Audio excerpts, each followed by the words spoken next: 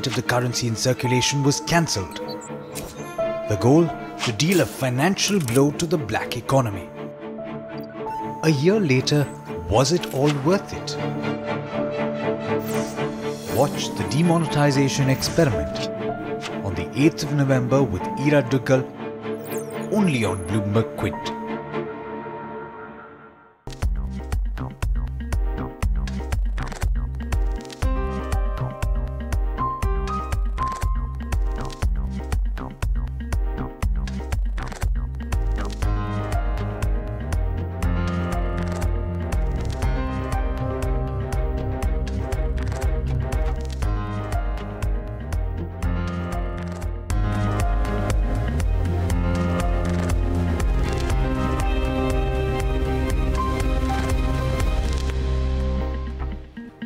Good morning. In case you've forgotten it, it's been one whole year since demonetization was announced. We're going to talk a lot about it today, this morning on Indian Open. You're watching BQ Live.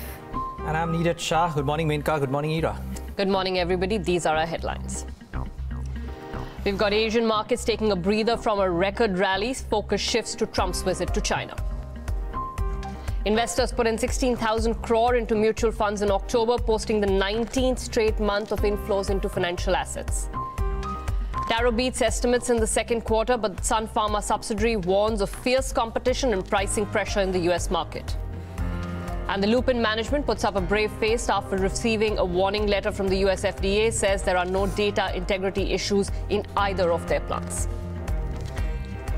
That could be an interesting pocket in trade today. But good morning to everybody. Let's bring up the trade setup. And quite frankly, if you look at the SGX Nifty, you would think that is there anything that is happening, going to happen in the markets at the start today? Pretty much nothing, because it's as flat can be.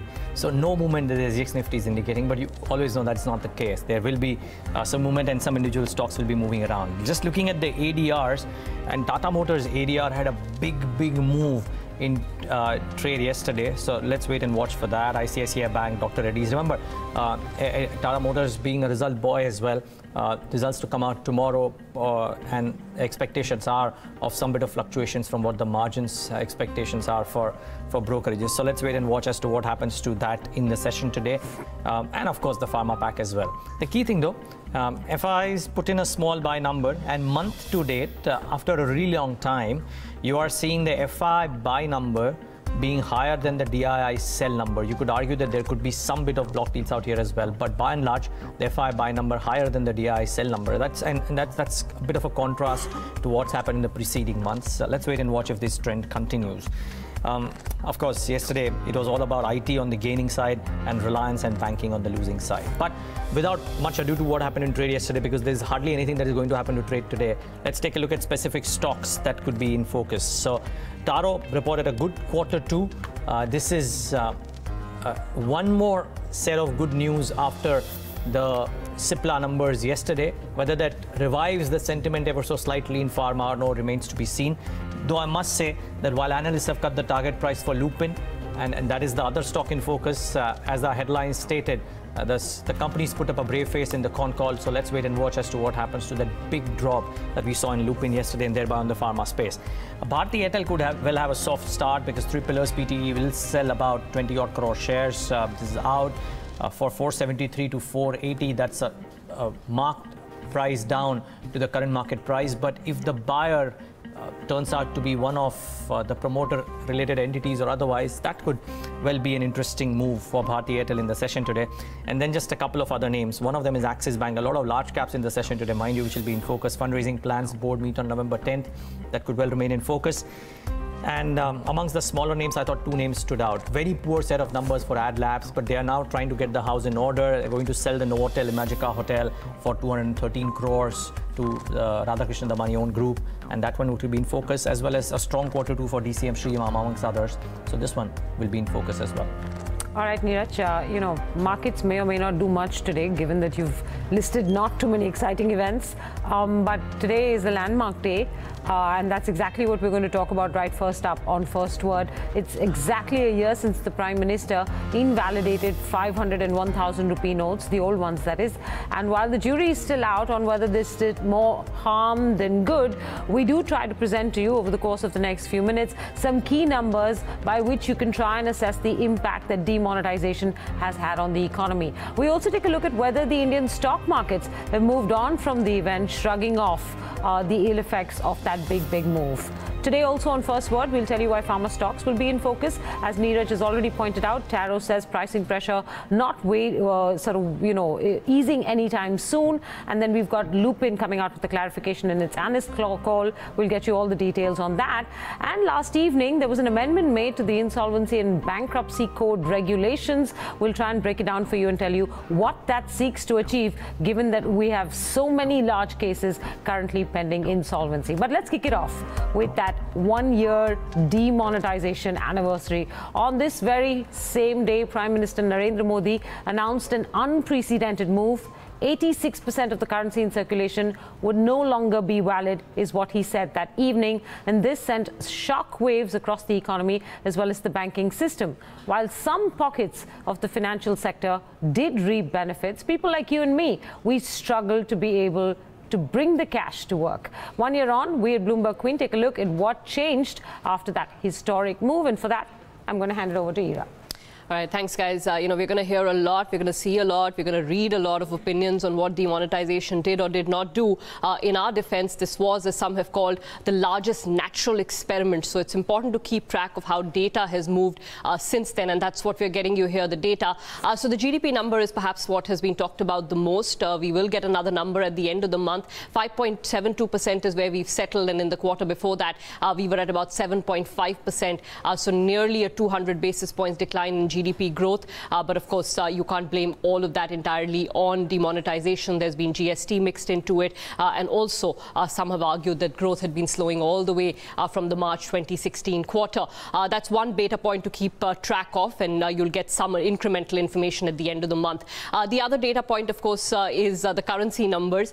We all saw the impact of currency plunging at its lowest in the January months, and then, of course, remonetization picked up pace. At current levels in October, your currency in circulation is still lower than where it was when you started out in November. But of course, there are a couple of points to make over here. One is the fact that in that period leading up to November, cash usage was exceptionally high. Also, we were in a slightly higher inflation environment where cash users tend to be high. So to understand whether you've gone back to trend growth or not, you'll probably need another 12 odd months of trend to actually see whether cash usage and the growth in cash usage has slowed down at all as a result of demonetization. That's the currency number. The other numbers to focus on include bank deposit growth, and there, of course, we've seen the impact. We had a flood of deposits come into banks. That line, red line, tells you how sharply you moved up. But that was a one-time stock effect. Money that was lying in cash came into bank deposits. We saw banks see their CASA ratios move up. We saw savings rate come down. All of that was a direct impact. But again, the question is, from here on, will bank deposit growth trend higher? Probably not. It depends on a whole host of other factors, but that was on the bank deposit side. Electronic transactions, much debate here with various economists using various models to try and see whether electronic transactions have actually moved up or not. And remember, this is a period in which a lot of electronic options were being made available.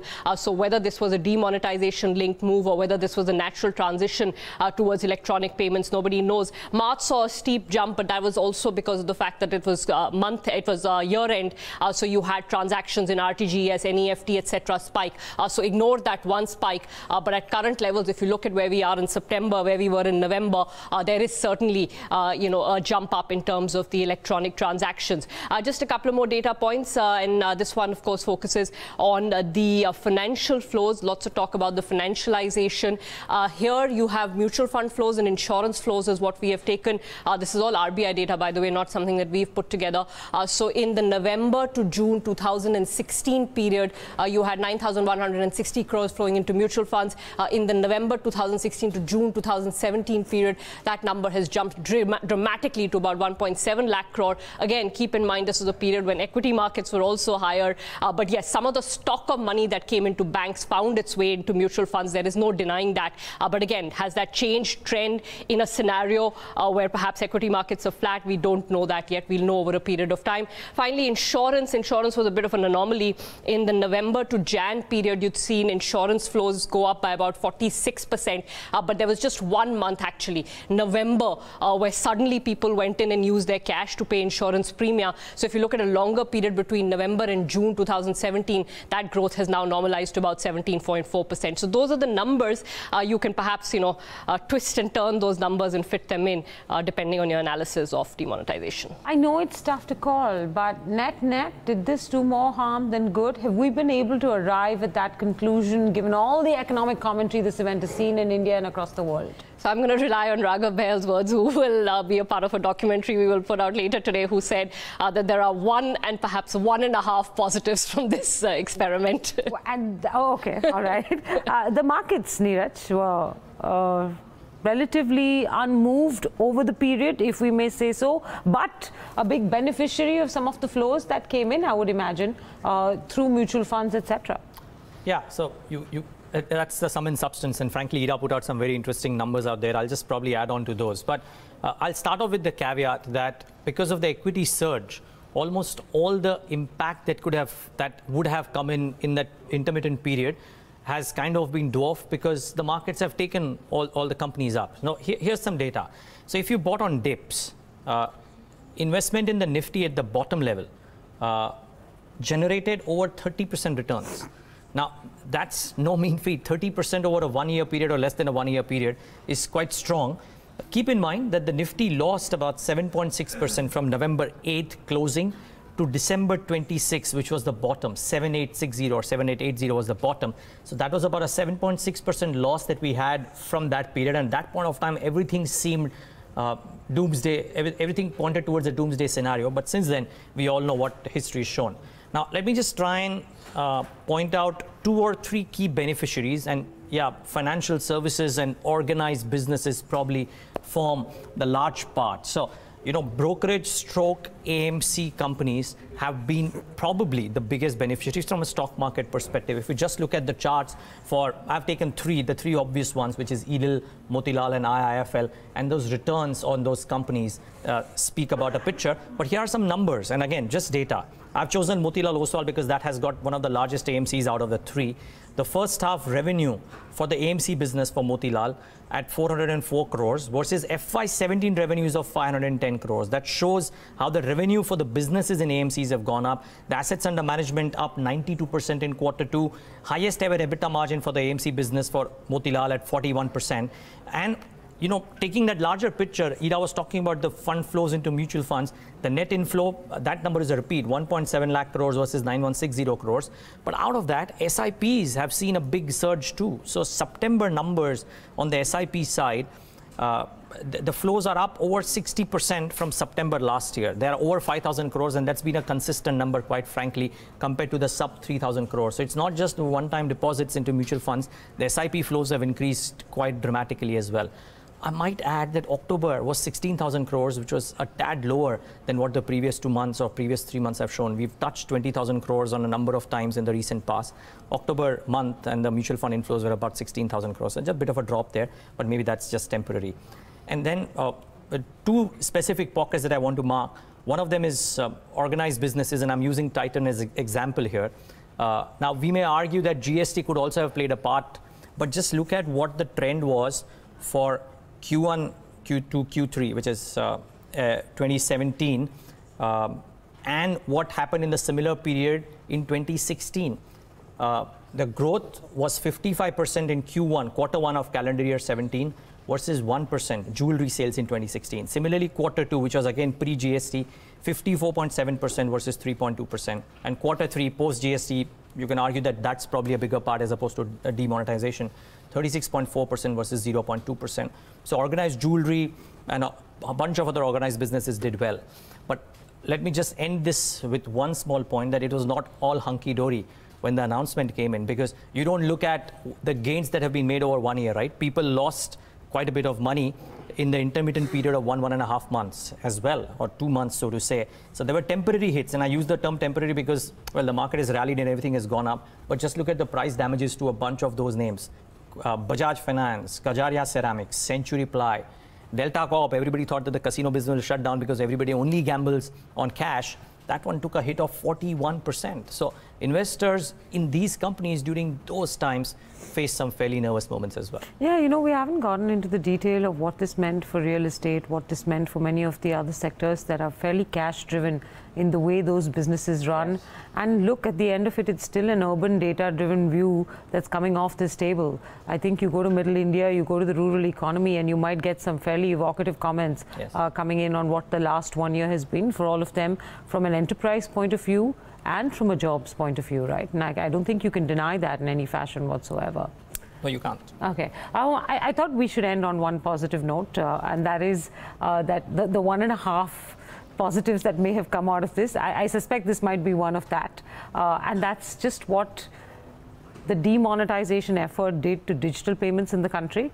And we'll put up one chart, and this is from a column that we have on BloombergQueen.com by the HDFC team led by Abhik Barua. And this column suggests that, or shows to you, that there was an 81% increase between October 2016 and October 2017 in digital payment infrastructure. So as you can see there, there's been a big jump in payment infrastructure over the last 1 year. And while, of course, that is a result of the fact that we had no cash for a very, very long time, and people were forced to move to digital payments, and that might have had a debilitating impact on several businesses. It also means that this has helped set the base for growth in digital payments in the country. I suspect this is the one part of your 1.5 positive that came out of this. For sure. Yeah. So digital payments, and I think we're going to talk a little bit more about that later on in the show, aren't we? Yeah, I think we've got a conversation coming up with Vijay Shekhar Sharma. That'll be in the 9:30 band. He'll talk about his experience, how he worked through the entire demonetization period. And we'll also bring you a brief conversation from an economic standpoint. Kenneth Rogoff spoke to us earlier as well. All of that coming up in the 9:30 band. Okay. Well, beyond demonetization and the data analysis, I think pharma remains top draw in terms of news. A couple of pharma counters are making headlines even today. Let's get in Darshan to speak about them. Sun Pharma subsidiary Taro reported a strong set of numbers. Lupin's damage control mode as well. Darshan, let's start off with Sun Pharma or Taro. See, Taro is very important for Sun Pharma because almost 20% of Sun Pharma's top line comes in from Taro, and usually the stock always reacts on Taro's numbers. So, very good set of numbers. See, if you look on a year-on-year basis, yes, there will be a degrowth that has come in, but it's come in much ahead was what the street was anticipating. The street had not built in the best estimates because there was a general slowdown. So, if you're looking at the top line that's come in, $170 million versus Credit Suisse was one of the only brokerages that had an estimate. So, the estimate was almost $160 million there, even a beat of $10 million on the bottom line, and margins coming in at 52.2% versus 49.4%. So strong set of numbers here. Even on a quarter-on-quarter basis, Taro has shown good growth. Now, basically what they're saying is that the degrowth that has happened on the revenue is on account of increased competition and significant amount of pricing challenges that they have. But despite that, they've managed to have a volume growth this time around. They're saying that net income was also impacted by close to $46 million forex fluctuation. So despite that, the numbers have come in strong. No doubt the tax rate was lower at 11% versus 22%. Now, Credit Suisse has come out with a note analyzing the numbers. They've said that they believe that the pricing erosion bottom has happened for Taro. They believe that the pricing environment should improve, and the second half will be much better for Taro compared to the first half, given the fact that pricing pressure seems to have been easing for Sun Pharma, for Taro in fact. All right. We also have news coming in from Lupin, additional to the warning that we had yesterday. It held a con call, the company, after the US FDA issued warning letters on 2 of its plants. Darshan, key takeaways from that con call? See, the key takeaways is actually this is the Lupin's management interpretation of the warning letter, because we don't have access to it. The US FDA has not uploaded the warning letter on their site. So according to them, there are no issues of data integrity into both these warning letters. It is a common warning letter. So in the warning letter, there was no issue of data integrity. Secondly, what they're saying is that they had responded to the US FDA after the Form 483 was given on both the plants, and both the plants have, there are 2 points which the US FDA did not accept their response for. First of all was the out of specification issues that they had, and secondly was the hold time studies that they had done, and this was common to both the plant. Now the US FDA has asked them to do a retrospective study for hold time studies. The timeline is not known. What they have to do, they don't know. So Lupin has said that they will go back to the US FDA and try to get in a better analysis and what exactly is expected here. In terms of what is affected, see, the existing products are not affected for Lupin because it's a warning letter, so they can sell the existing products, but the approvals get hit. So they're saying close to 50 products will get hit because of the approvals not coming in. Yes, there will be some products in the near term, some in the far term. So in the near terms, there will be close to 25 products which will get affected. Out of this 25, they're looking to shift 12 to other sites which are US FDA approved, so that then the approval can come in. But this will take time. You know, on a general, warning letter takes anywhere between a year to resolve. Lupin, they're saying they will hire consultants to get this done as soon as possible. They're saying that the US FDA issue for Goa is there, but for Indore it's only for Unit 2. Unit 1 and Unit 3 are separate units, so there are no issues. They did not answer how much these plants contribute to the total top line, so that is something that they are not answering. But overall, across the board, target price cuts coming in on Lupin, couple of downgrades coming in. The only exception was Credit Suisse, which actually upgraded the counter because they believe the bottom is made for Lupin now. All right, thanks very much for that, Darshan. The final thing that we want to bring to you on First Word is an amendment to the insolvency and bankruptcy code regulations, and you're wondering why we're talking law this morning. Well, the only reason we are is because we've got over 2,000 cases pending through the resolution process, or filed. Not necessarily all of them have been accepted by the NCLT. And critical to that are the 12 big cases that the RBI has put there. So you've got SR Steel, Bhushan, and a whole bunch of large, non-performing asset cases in the insolvency court, and that's why this amendment becomes, sort of fairly important. So what have they tried to do in this amendment? Essentially, and the first graphic plate will tell you that what they've said is that a resolution plan from here on will contain or shall contain details of the resolution applicant and other connected persons. There are two key words in that statement: details and connected. Now, what do they mean by details? So the resolution plan must have all of this information. It must have the identity of the people presenting the resolution plan, whether they've been convicted in the last 5 years, whether there are any criminal proceedings against them, whether they've faced any disqualifications as directors in any other companies, whether they're willful defaulters, any debarment from the securities market, and whether they've had any transaction with the corporate debtor. So those are the details that have to be put in to the resolution plan, and these are resolution plans that the resolution professional will collect from all those people who are interested in that asset and present to the committee of creditors. The other second important word, like I said, I pointed out in that, was other connected persons. So the resolution plan will also have to have information on the promoters, whether the plan is being presented by anybody connected to the promoters, and whether the plan is being presented by anybody connected to future promoters, and I'll tell you why that's important. So that's the first change that's taken place. And the second thing that the resolution official has to do is make sure that it provides the committee of creditors information on whether the transactions that the corporate debtor has undergone in the past period before these resolution plans are presented are either preferential or undervalued or extortionate or fraudulent transactions. Now, if this sounds like a lot of Greek to you, what effectively the authorities are trying to do is ensure that the resolution professional puts in a lot more granular detail in the resolution plan regarding the people who are presenting this plan and whether the people who are presenting this plan are in any way connected to the current promoters or could be connected to the future promoters. What does this mean? What is the effect? A lot of this is hygiene. You'd think that the resolution professional would already be telling the committee of creditors if one of the people putting in a resolution plan is a willful defaulter. I mean, why would the committee of creditors not be interested in that kind of information?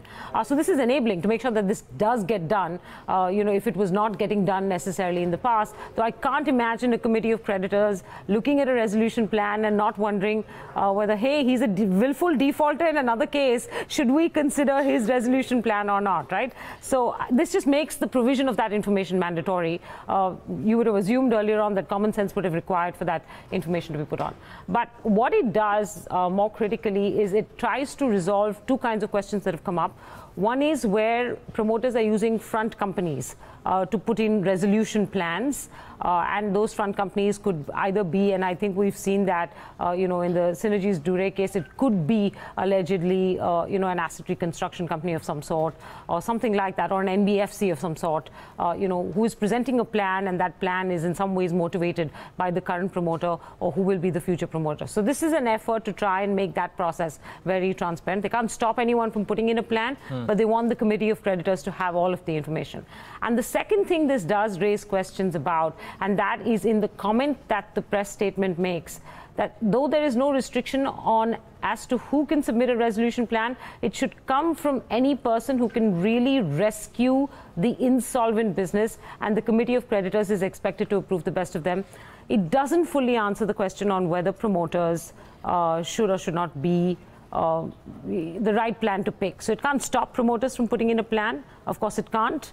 But it wants the committee of creditors to have the full information on whether the plan being put in by the promoter is going to be a successful one or not. So this is just to look at the credit of the people putting in these plans before the committee of creditors actually picks any one of them. Have I made this simpler? Yeah, just a question. So, I mean, I think at least in the PIB release that they put out, there was, a part where they say that the resolution applicants, including promoters, will now be put to a stringent test with respect to their credit worthiness and credibility. And I think credibility comes in, falls in some of the categories that you were talking about.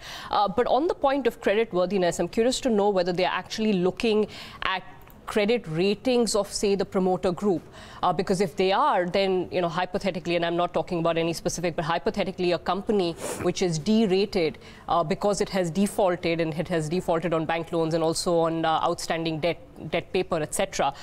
Does that credit worthiness part mean that they become disqualified? I don't know if this... So there's no disqualification, nothing. If you actually read the actual text of the amendment, there is no disqualification. Yeah, the effort is only to provide as much information as possible to create transparency for the committee of creditors to know that, hey, this resolution plan has come in from someone who is a willful defaulter, or who is, has been disqualified as a director in another company for XYZ reason. Yeah, no mention of credit worthiness in the actual text of the amendment. Okay, the PIB release put out that part. PIB release puts that out as one of the goals for what this amendment should be. If you read the actual text, there is no mention of any test of credit worthiness that ought to be included in this, except to say that please put in details in the resolution plan on whether there is any conviction for any offense, whether there is willful defaulter, debarment on any SEBI matter, all of those things that I listed out up front. So no real credit worthiness test. But I think what they're trying to say is that we want plans to come in. We want the committee of creditors to actually seriously consider only those plans that come from people who can genuinely turn around the asset in some fashion, or who can genuinely fulfill, let me put it this way, fulfill the conditions put into the resolution plan, or fulfill the promises. What's the point of handing this over to someone who is pretending to be a front company of a promoter, or to someone who may not be able to actually make true on all the promises made in the resolution plan, because then the lenders are back in the same spot just a few months later down, right? So that's the amendment. Critical.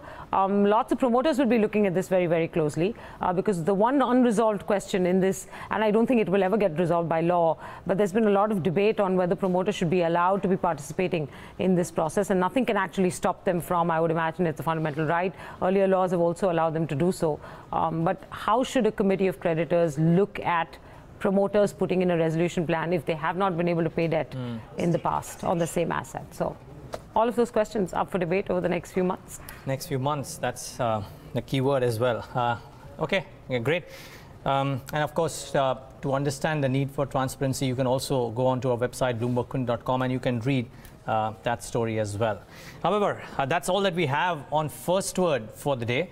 Full tilt towards, and stay tuned, of course, because we have a host of very interesting discussions lined up, as we've already spoken about on the demonetization angle too. But for now, full tilt towards the day's trade. Take a quick check on the derivative space. Navneet Saluja is standing by with the FNO setup. Navneet, good morning. Hi, Neeraj. Good morning. Well, the SGX Nifty has just turned green, so let's see how the market opening pans out. But one important thing I want to highlight, the Nifty futures premium yesterday rose to levels of 60, which was telling you at lower levels, probably there were some traders who were taking taking fresh long positions. But overall, if you go by the open interest, there was unwinding seen, which is down over 5%. Similar was the case for Bank Nifty, which was adding open interest in the past few sessions. Saw a bit of unwinding coming about, and look at that, the premium there also surged to 100 points. So that's telling you higher premium, that at lower levels there were some traders who were taking long position. The India Volatility Index, that's been trading at 1 month high, and we've been highlighting that for you. Yesterday that closed at levels of 13.24. Again, a gain of almost 2% was seen there.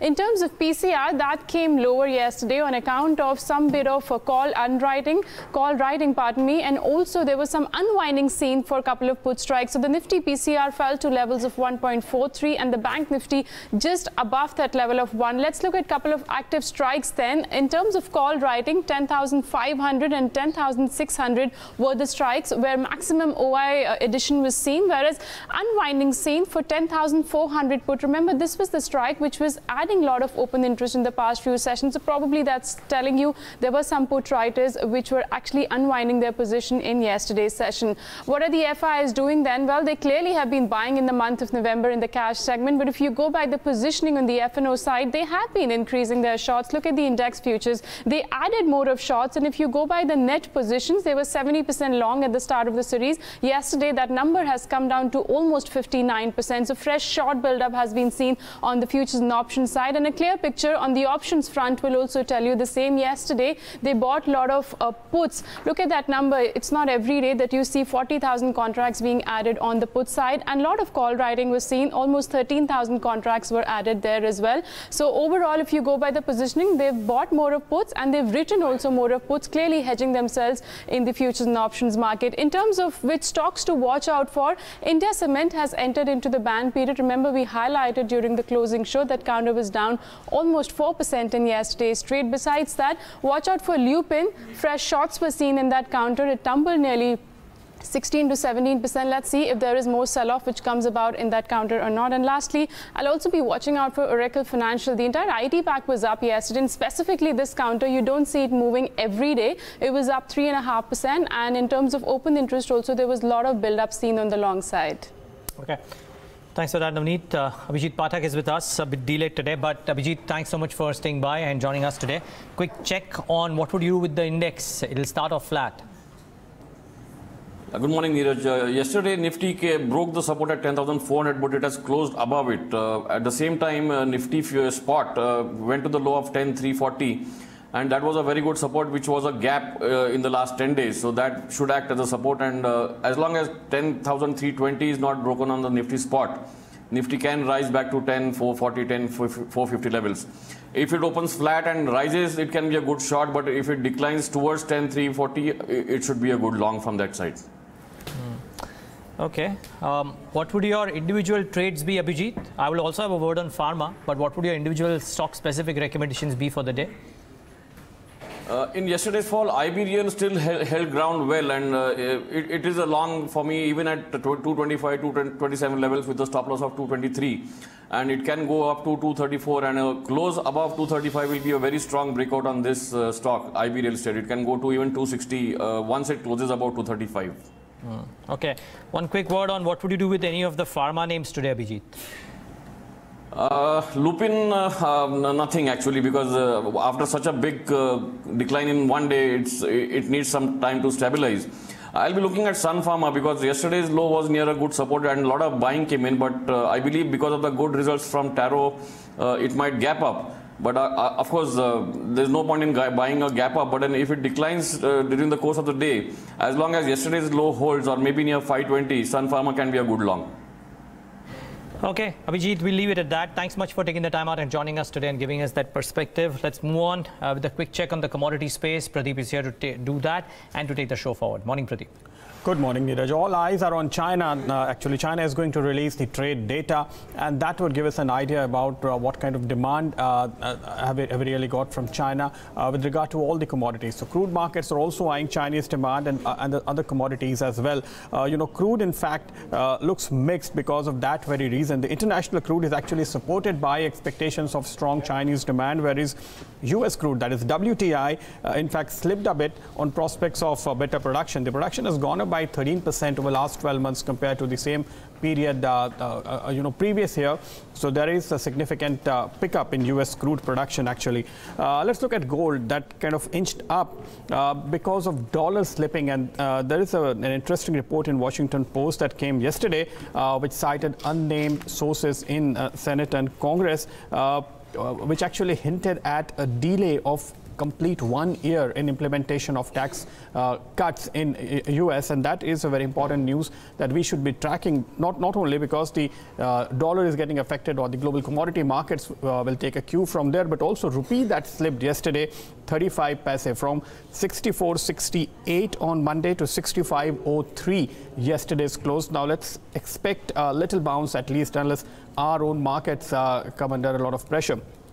To talk about other commodities, sugar ended higher for a third day, so there is a positive cue. For all the other metals and steel, cues are negative, at least the morning trade as it indicates, and rubber also went down by 1%. So that's all we have from commodities.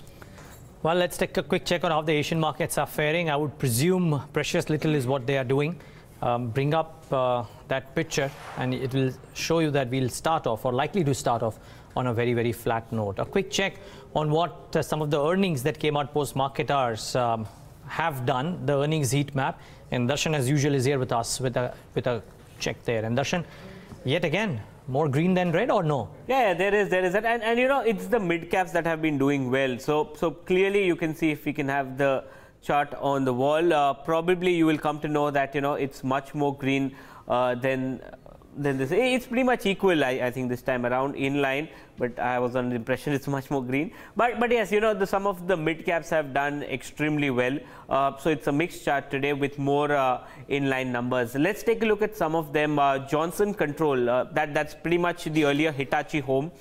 Revenue growth of almost 11%, that's good. They managed to reduce their loss from 5 crores to 2 crores. There's a significant amount of cost control that has come in, and that is why both the EBITDA and the EBITDA margins have improved. So they have moved into a positive EBITDA, and the margins have moved from a negative to almost 3%. So Johnson Control, good set of numbers. The next stock that we'll talk about is Healthcare Global. The counter has been buzzing of late. Strong numbers, 21% top line growth. Almost profit doubling from 5 crores to 10 crores. Operationally, it's a strong performance, 26% EBITDA growth for the company.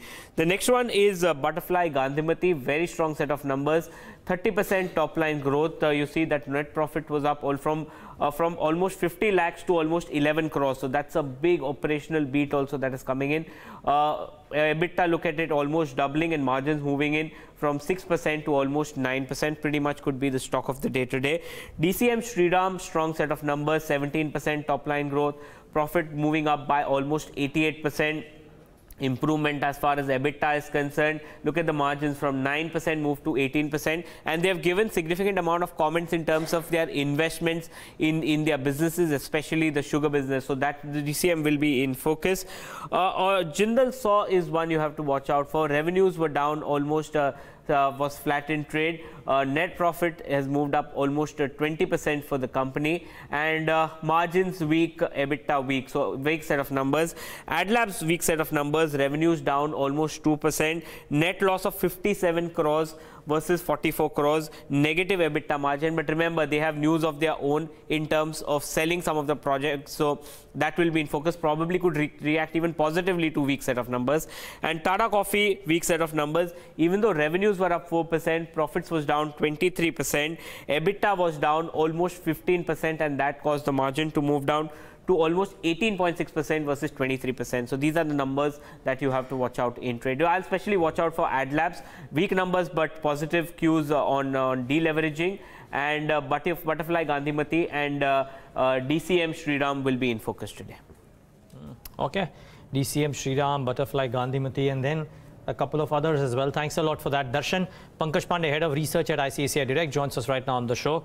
Pankaj, lots of things to talk about, but since we're on the topic of companies that came out with results post-market hours, any thoughts? Anything that stood out for you guys as a house?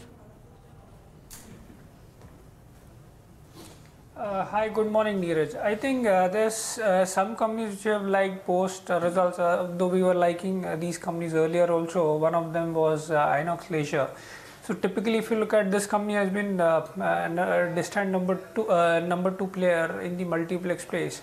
I think where they were not getting a really decent multiples compared to PBR was the fact that their ad revenue growth was weak compared to PBR. And I think in this particular quarter, they have sort of really done a good job on the ad revenue growth front, and which is why we like this company.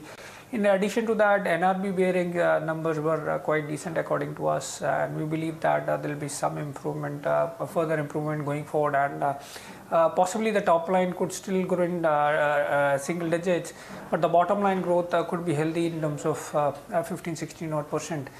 In addition to that, I think the graphite India and HEG look attractive to us even at current levels, given the fact that the graphite electrode prices are expected to remain at elevated levels, and we'll see further improvement in capacity utilization levels going forward. Okay. Fair call. And then a clutch of numbers, as we said, which could react in today's session as well. Lots more to chat about with Pankaj Pandey, including pharma, including oil and gas, because a couple of these stocks were in news yesterday, remarkably HPC, and I will tell you why as well. But first, it's that time of the show wherein we get in our research team members to speak about all that could happen today. More importantly, some stocks which are in news as well. And our research team members are waiting by full strength to talk about all of those. So I can see Nikki, Shraddha and Somit to kickstart the discussion, a bunch of previews, and then some stocks in news as well. So let's start off with the stocks in news first, guys. That's me, Bharti Airtel. As usual, Shraddha. Good morning. Morning. Bharti Airtel to start off with, where a Qatar fund is looking to sell about up to 5% stake. The important thing is the price, which they mentioned 473 to 418. Now that's a sharp 7% discount to yesterday's closing price. So that's a negative Q for the stock. Axis Bank has said that their board will meet on November 10th to consider fundraising. Now remember, last week newspapers had reported that Bain Capital was interested in investing in the bank. So do keep an eye out for Axis Bank as well. JSW Energy, where they've received an order to supply 200 megawatt power to Karnataka. So we could see some positive reaction there. AdLabs Entertainment, which was looking to monetize its stake in non-core assets, they've said that they will sell their Novotel Imagica Kopoli Hotel for 213 crores and sell White Walk Water stake for about 150 crores. So effectively, they're looking to reduce debt by about 350 crores. Axo Nobel, yet another divestment. They're looking to sell their specialty chemicals business in India, and they're looking to garner about 320 crores from that. And lastly, Delta Corp on the back of bulk deals, where Rakesh Jhunjhunwala sold 0.9% stake yesterday. Now Rakesh and Rekha Jhunjhunwala together hold about 8.4% in Delta Corp. So that's another stock where we could see some reaction. Yeah, let's wait and watch. I think it's the second transaction that they've done, if I'm not wrong, in the recent times. So watch out for that. And AdLabs on a deleveraging spree after the slightly tough quarters that they've had in the recent past. Let's wait and watch if that reacts at all or no. But let's talk about all the key previews as well, a bunch of stocks. Okay, let's start with Yatin first. Yatin, Ashok Leyland. Neeraj, Ashok Leyland would be a good quarter. This time we have seen in the second quarter a volume growth of nearly 23%, and that is clearly coupled with a 8 to 10% realization growth, which means that we could see a healthy 30-33% kind of a revenue growth. As far as the EBITDA is concerned, we are expecting a 28% growth. Of course, it will be lower than the top line growth for the reasons that we have seen some raw material cost pressures for the quarter for most of the auto companies, and probably it is interesting to watch how Ashok Leyland will perform given the fact that the industry discount continued to remain high, and steel and aluminum prices and other raw materials in terms of commodities have been pinching the automakers. Profits also seen up at 385. That will be a 33% growth. Margins more or less stable on a quarter-on-quarter basis, but we could see a 50 basis points decline on a year-on-year basis for Ashok Leyland. Yeah, then may I request you to stay on? I just want to talk about one more stock with you, but before that, let's finish this round of previews. Petronet LNG, Somit. So for Petronet, it is expected to be a steady quarter. Revenues would be up around 7% to 6,900 crore, while net profit would be up by 6% to 465 crore. On the other hand, EBITDA would be would grow marginally up by 3% to 765 crore, while margins would be subdued as it would go down by 50 basis points to 11.1%. Now in this quarter, you can expect the Dahej plant utilization to be more than than 100% with its increased capacity of around 15 million metric tons per annum. For its new plant, that is the Kochi plant, utilization is expected to be in the range of 13 to 15%.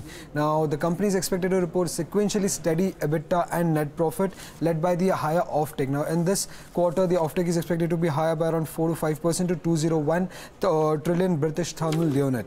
Now, this higher volumes is on the back of higher demand coming in from the gas-based power generation plants because of the coal shortage that was there in this quarter. Now, key things to watch out would include utilization outlook on both the plants, commissioning and ramp up of its Kochi Mangalore pipeline, and spot volumes and marketing margins going forward for the company. Okay, thanks for that. Somit, Shree Cement and the big boy will come out with numbers. What's expected, Nikki? Not so good quarter expected out of the company. A muted top line growth of 7% is what we're looking at. In terms of EBITDA, we're expecting a drop of nearly 26%. Margins are expected to contract to 23% as compared to 33% in the base quarter. We are expected to see a dip in net profit at 5%. Volume growth is expected to be in double digit, 12% YOY growth out there. That's going to be one thing that we keep an eye out on. 5.1 million ton is the number that we're expecting now, and realization are expected to fall sequentially 5%. EBITDA is expected to decline on the back of the overall increase in the cost per ton for both power as well as fuel cost, which is expected to drive down the decline in EBITDA per ton. Cost of production is expected to go higher both sequentially as well as on year-on-year basis. EBITDA per ton is expected to be up sub 1,000 number as compared to 1,400 seen in the previous quarter. Also, we're expected to, the key things that we'd like to keep an eye out on will be the power and fuel cost, which has been rising across the industry now, realization, cost of production and volume growth. We'll watch out for all of these. Thanks so much for that, all of you. But Yatin, just a quick one on Arvind as well. Neeraj, earnings-wise, Arvind will be reporting a muted set of earnings this time in the second quarter. But if you look at the key event the market is waiting for is the demerger of the brands business, and that is something which is in the media domain. Now, if you look at the valuation, really, probably there could be some 10% upside, from the current market price if the brand demerger really happens. Now, if you look at companies like Aditya Birla Retail Fashions, they trade at 25 times EV EBITDA. And if you look at the Motilal Oswal estimates, FY19 sales and EBITDA both are seen at 5,350 crores and 350 crores respectively. And if you give that a multiple, the brand's business valuation will be anywhere between 8,500 crores to 9,000 crores. So the brand's business valuation, since it's debt-free, could see a valuation of 9,000 crores. Then the company will be left with only the textile business, which is valued at almost 6 times EV EBITDA, and that will translate into valuation of close to 5,300, 5,500 crores. And if you look at the debt of the company, which is close to 2,700 crores, the entire equity value post, deriving the enterprise value would be close to 11,500 odd crores, which is almost close to the current market price. Of course, the Tommy JV and the other businesses, including land and real estate, could be 200-300 crores. So on an overall basis, analysts are expecting a 5 to 10% up move if the demerger really is announced today. Okay, I think that's the key word from Yatin. If the demerger is announced, there could be an up move of close to 5 to 10%. That's what analysts are expecting. Thanks a lot for that, Yatin. So amongst all the stocks in news, this one as well. Pankaj, track Arvind?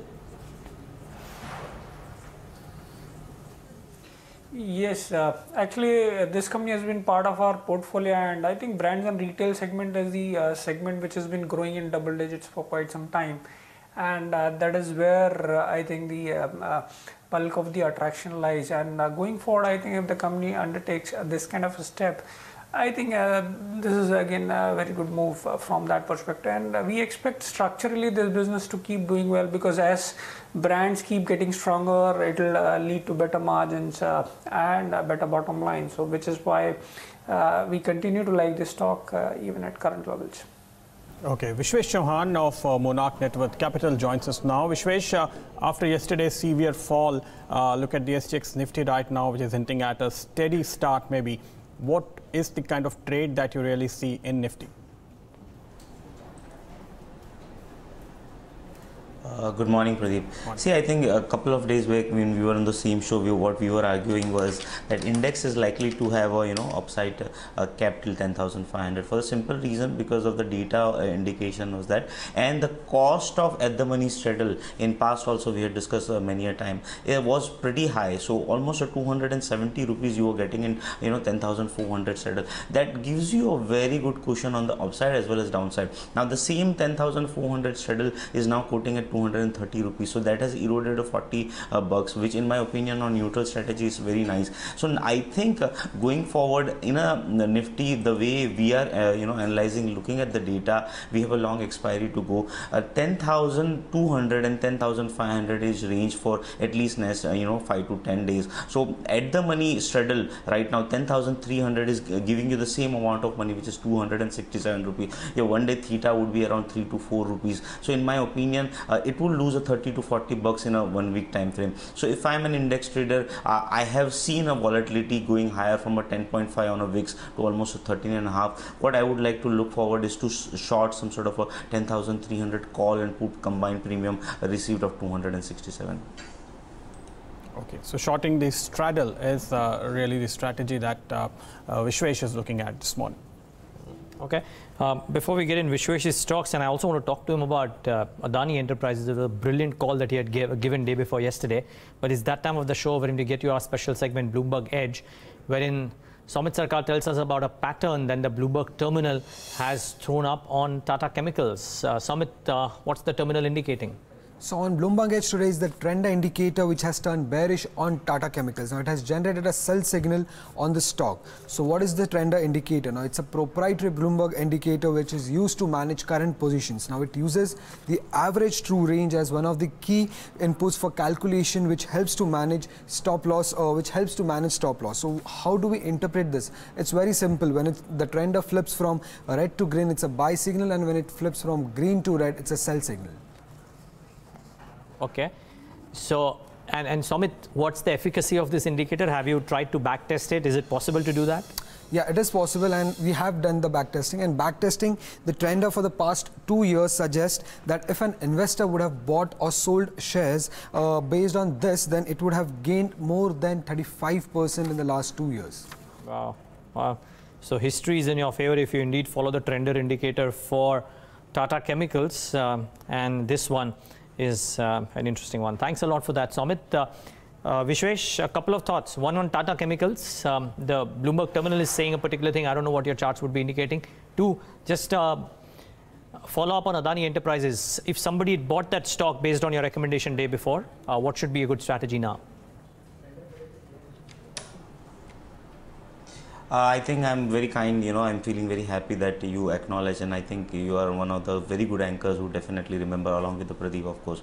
So coming to the Adani Enterprise, I think Adani Enterprise after a very long time is, trying to break above 130, 110 range. In my opinion, that is almost a 10 months affair now. And with that happening, in my opinion, this stock falls into the category of that HUL, ITC, and, those kind of stocks which had a long consolidation, and after that it is breaking. So I am definitely very keen to understand that what fundamental factor it could be. I asked my research team, and they said that some of to do with the Australian movement for the company. It is turning out to be a very augurs well for the stock. So in my opinion, if somebody has bought, I would advocate still to hold. It is among that Nifty stocks which can add some value to Nifty. I think now as long as 140 is not broken, you could minimum expect 160, 170 on the Adani Enterprise from the current level itself. It's a very long consolidation breakout. It is a very similar to what Arvind is doing right now. So if I had to pick up a one stock, Arvind, and probably in the Nifty Adani Enterprise, I would still pick up with the 140 stop loss, target 160, 170.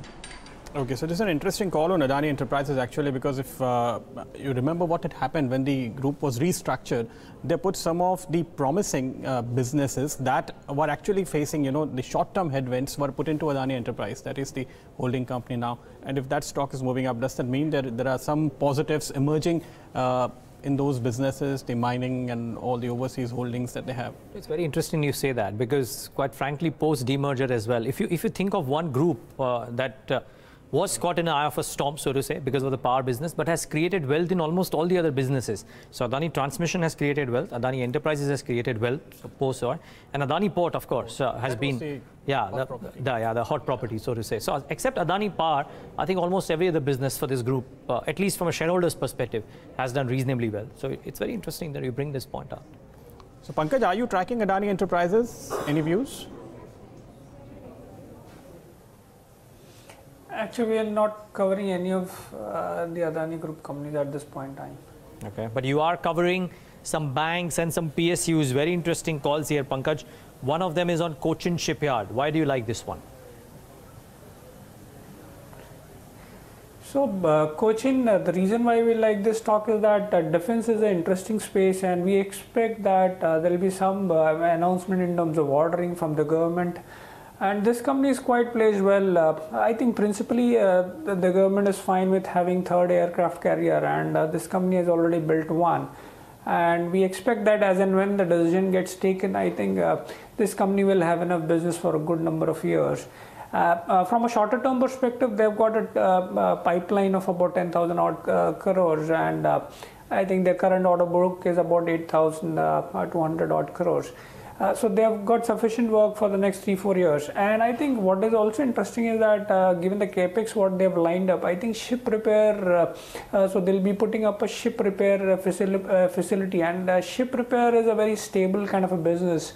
So which is where we believe that going forward in the next 5-10 years, since they already have been doing ship repairs but have not been able to take more projects because of the capacity constraints, I think this business will also sort of shape up quite well. And like I said, defense would be a happening space. That is what we expect in the next 1 year or 2 years, and which is why we like this stock with a target price of 725.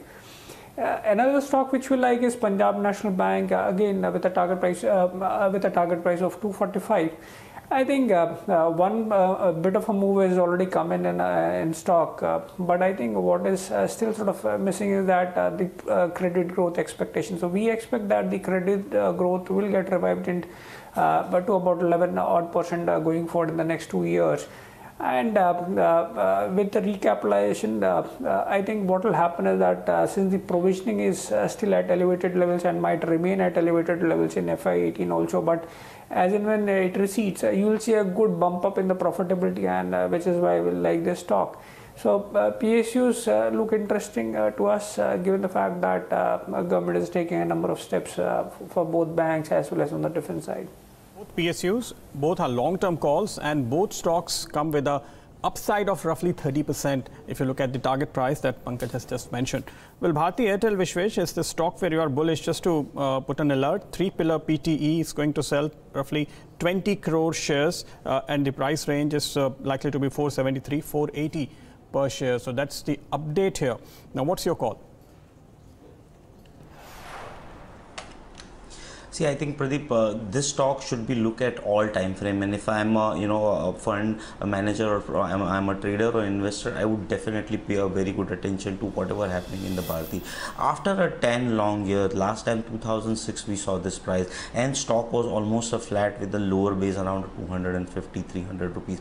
Now, if that kind of a long consolidation breaks out, that sort of a move, at least quadruples in the coming at least 2-3 years. That I have seen time and again in stocks like HUL, ITC, you name it. Recently there was the same structure in HEG Graphite. Now I am seeing this structure, and if I am an investor, what I would do is I would start committing money to the Bharti Airtel around 500 odd rupees. I would accumulate until the 400, 450 rupees. I feel that 350, 400 should be the base case. Now stock is heading for a 600 rupees. If I am a short-term trader also, I think the recent gap up of around 500 rupees should act as an immediate support. So with the stock below 500, I would look to buy, and I would look for target of 550. But this is the stock I would look for any trigger for a major holding. And then I was listening to some of the fundamental argument, and I really like, though I'm not a fundamental guy, but I would like to quote it. Somebody said that when company is very bullish and increasing this stake to the tune of 18 crore shares, and they are committing a 25,000 crore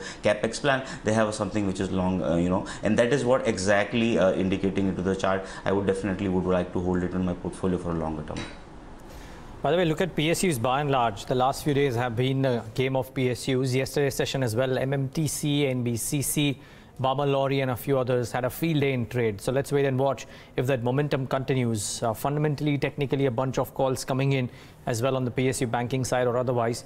But watch out for some of these others. They've had a phenomenal run. More so in yesterday's trade. These 2 or 3 stocks that I spoke about had a big up move. Let's wait and watch if that changes or not today. Vishwesh, a very short call really. Since you're talking about PSUs, you have a buy call on OBC. What are the levels here? See, I think Neeraj, in the PSU bank, this is the one stock from the lower level. It has a structure which indicates that it may have some upside left. In a very shorter term, I think we are seeing some sort of a profit booking. So if I am a trader, the day on the recapitalization news come, there is a gap, and that gap should act as a very good support. So if there is a decline of any whatsoever around 130, 130, I would look to buy with just a 126 stop loss, and I would look for a high in the stock around 150. Let's wait and watch, Pradeep.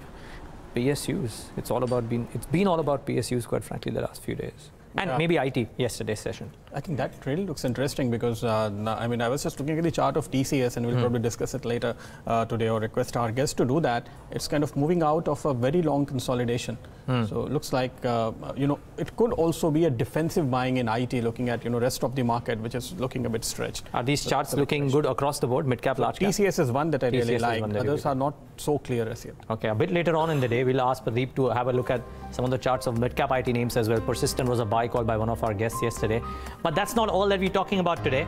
The global markets are a lot more active than what they were some time back, but the SGX Nifty indicating a very flat start to the session today.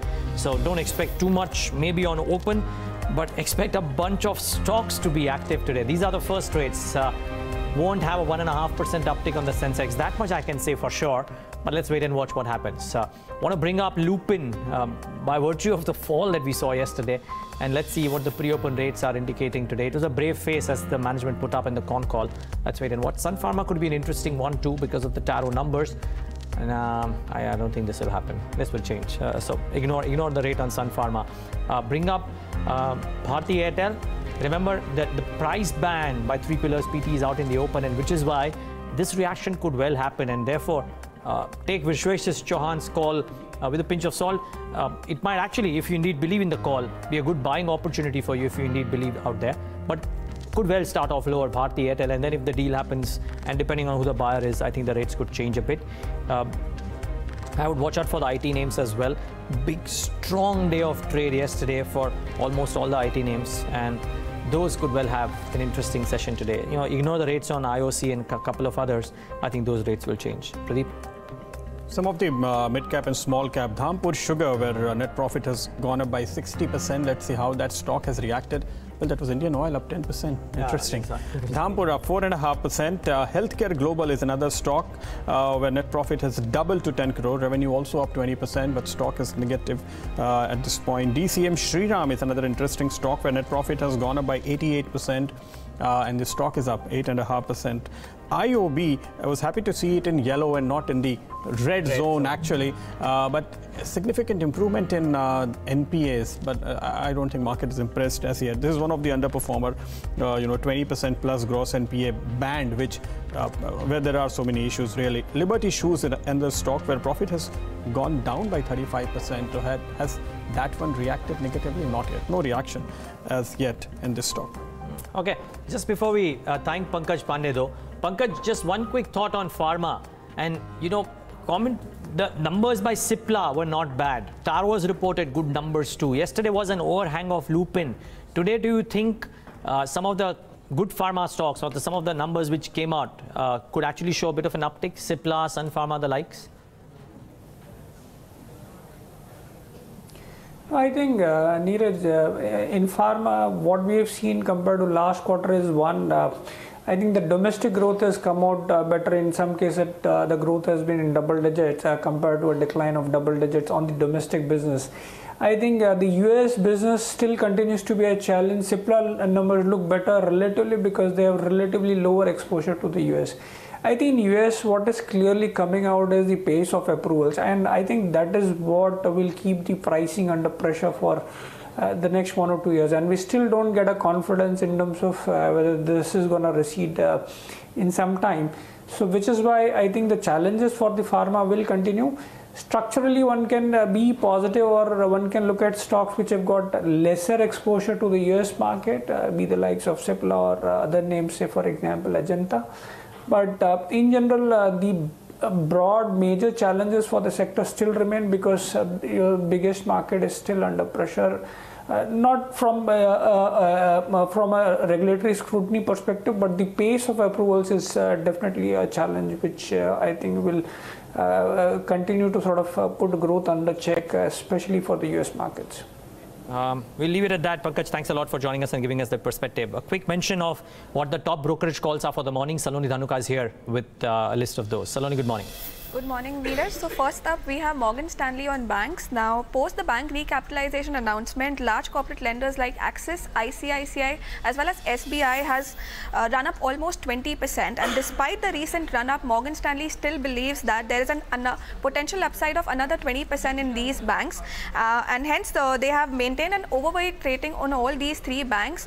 For Axis, they have hiked the target price to rupees 630 from rupees 555. While for ICICI, they have hiked the target price to rupees 365 from 345 earlier, and for SBI they have hiked the target price to rupees 370 from 360 rupees earlier. Now they believe that the risk reward ratio will be favorable to investors from the current levels, and they expect the return on assets to improve for Axis and ICICI Bank to 1.5%, while for SBI they expect the return on assets to improve to close to 1%. Now second, we have UBS on Imami. Now they have maintained a buy rating on the stock. However, they have hiked the target price to rupees 1500 from 1300 rupees, which suggests a potential upside of approximately 15%. Now, they are expecting volume growth to bounce back to 10 to 12% from the low growth phase seen in the past 9 months, and they believe that Imami's direct distribution could augur well for the company in next 2 to 3 years as it plans for new product launches in the coming years. Neeraj. Okay. Let's wait and watch. Saloni, many thanks for joining us and giving us that perspective. Okay. You know, bring up the pre-open rates. Tata Motors seemingly showing some upticks. These will change, but seemingly showing some upticks ahead of its numbers tomorrow. But, well, a special voice joining us on the show now to talk about his thoughts. Needs no introduction though, but Manishi Chaudhary of BNP Paribas with us in our studios. Manishi, good having you. Thanks much for joining in. Thank you. What are your thoughts, Manishi? Good times to be allocating fresh capital. What are you telling your global clients to do? Or are these heady levels looking like it's better to keep some gunpowder dry? You know, in general, we are actually quite constructive on Asian equities for the simple reason that the key variable that supports equity valuations, return on equity, that's been improving as far as the emerging market and Asian equities are concerned. And we believe because capital investment discipline has set in now among the corporates, that trend is likely to continue for at least another couple of years. When you consider that, when you juxtapose that against the valuations, the price-to-book valuations in Asia as a whole is just about at the long-term average, right? So it's not egregious by any means. At the same time, we have also seen earnings estimates move up, but this is one area where India has seen kind of a departure compared to its Asian peers. We have seen about 15% increase in consensus earnings estimates of Asia ex-Japan, but driven mostly by the North Asian markets, Korea, China, Taiwan. India, on the other hand, has seen a drifting down of the consensus earnings estimates. It's only over past 1 month or so that we have seen a small uptick in these consensus estimates. So, you know, in that sense, India may look a bit stretched, particularly in terms of the valuations. And especially because it's the third best performing market in Asia this year, right? So I think to be really bullish on India, you know, to kind of renew our bullishness, we will possibly need to see a sustainable trend in these earnings improvements that we've seen. That said, there are some positive indicators, just as I said, that over past 1 month in this particular season, we have seen better numbers than most people anticipated. We will have to watch out whether that's likely to remain sustainable or not. But the other key variable here is, you know, the cost of capital. So have you started factoring in higher commodity prices, especially crude prices, into your model? Are you comfortable with these levels and maybe higher? Now, that's an interesting point again. You know, the average crude price that we have factored in, and this comes down from our global commodity forecasters, is somewhat close to about 62 or so for 2018. That's the average. So somewhere between, I think, 62 to 64. Brent is already at about 65. So if that persists, we may actually end up at about 5 to 6% higher. We may need to slightly upgrade. Obviously, that's not really good news for the current account of India. Having said that, it's not a major problem either. Would it go beyond 2%, which is sort of a line in the sand that we always consider for India? I don't still think so. We must also remember that this currency trend, say the rupee has been at around 64 to 65, it's been prevailing there despite the fact that the RBI has been buying dollars. So, if we have a change in these trends, in these monetary trends, then the rupee might still remain resilient despite the fact that we have a slightly higher oil price forecast. What is that doing? And I think Somit will be joining us in just moments from now to give us a very interesting note from BNK. But just a quick thought, Manishi, from you on what does this higher crude price do to the earnings of companies like ONGC? Let's not get into specific stocks, but broadly upstream. Well, obviously, it is good for the explorers, right? And today, we have motor spirit prices pretty much deregulated. Higher crude prices are also bringing in its wake higher refining margins, as we have seen for some of the key companies in the refining sector. So it would, I think, in general be positive for the oil sector, the energy sector as a whole. And that is why, not just in India, but across Asia, we have been positive on the refiners and chemical manufacturers, because that entire chain leads to higher refining margins, higher chemical prices. We must also remember that some of these commodity prices are being supported by supply-side action in the biggest producer of the region, China. Chinese supply rationalizations have been actually much better, much more aggressive than they themselves had anticipated.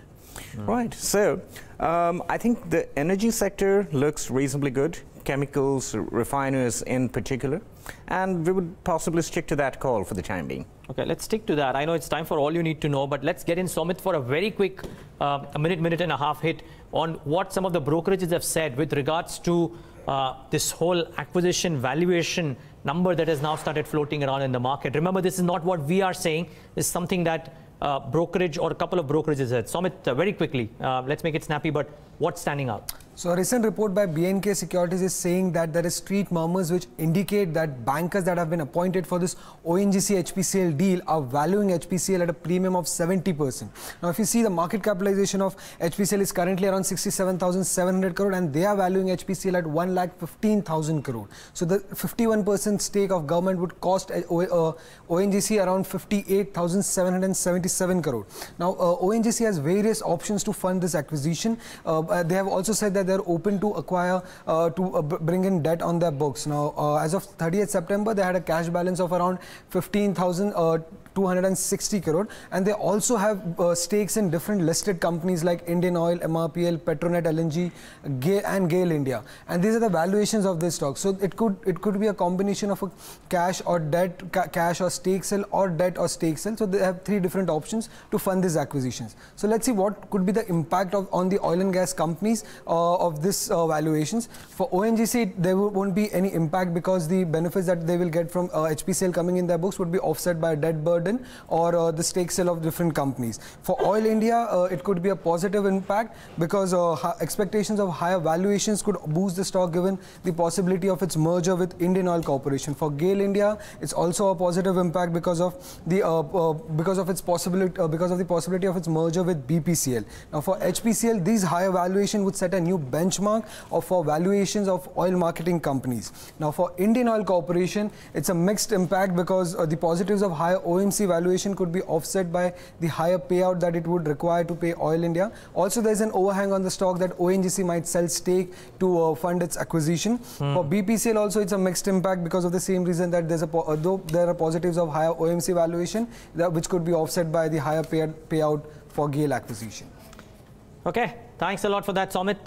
We'll quiz Manishi Red Chaudhary a bit more on this. He's already given his verdict, but maybe a bit more on this. But all of that will happen post-market open.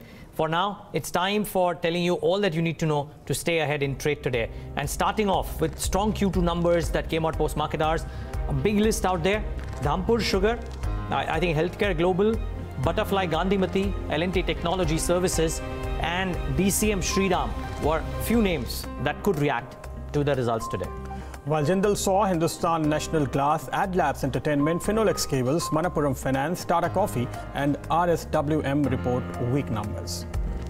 Arvind, Ashok Leyland, Balkrishna Industries, Bharat Forge and Pidilite are amongst the stocks that will report, or amongst the companies that will report numbers today. Pharma in focus as Lupin Concall fails to garner support among brokerages, while Sun Pharma subsidiary Taro reports strong numbers. Large caps in focus. Axis Bank board meet today, or rather on November 10th, to consider raising funds, while Three Pillars PTE to sell stake in Bharti Airtel.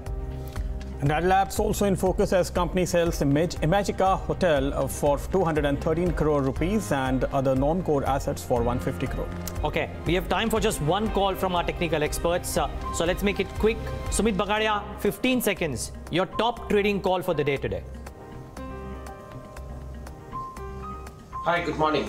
ONGC is looking good on charts. We are expecting a good move in ONGC, and from here on there is a possibility that we might see a move till 205 as an immediate target, and if 205 is taken away, then we can see move till 215 to 20 levels in next couple of days. For immediately, for a good upside, one can initiate long positions in ONGC and CMP. Sumit, thanks for that. Vishwesh, quick 15 seconds, your top call for the morning.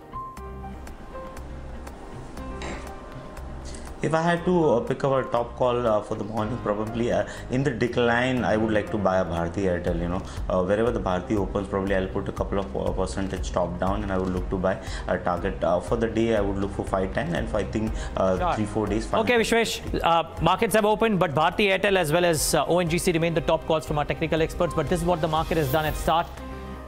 Well, precious little, as was anticipated by the SGX Nifty. The Nifty Bank, interestingly, is moved up about 72 odd points. So that one is starting off slightly better. But remember, this was the case yesterday as well, and then it failed to deceive. Let's bring up the heat map and show you whether green is overpowering the red or otherwise. I would presume it will be even Stevens. No, actually, green is overpowering red in a big way. And some of the pharma names are bouncing back. I think that's the standout feature. Technology is probably not doing all that bad, and Bharti Airtel is under pressure. Just want to mark, I think the block deal probably has also happened. Let's bring up Bharti Airtel on the screen for you, because that is the top loser in the session today. 4.5% lower. And if I hear the murmurs in my newsroom, I think the volumes would have picked up. Maybe the deal has happened. Very, very interesting to see the volume picture there. But 22 odd points down, Bharti Airtel at 492 currently. This one remains the top index mover.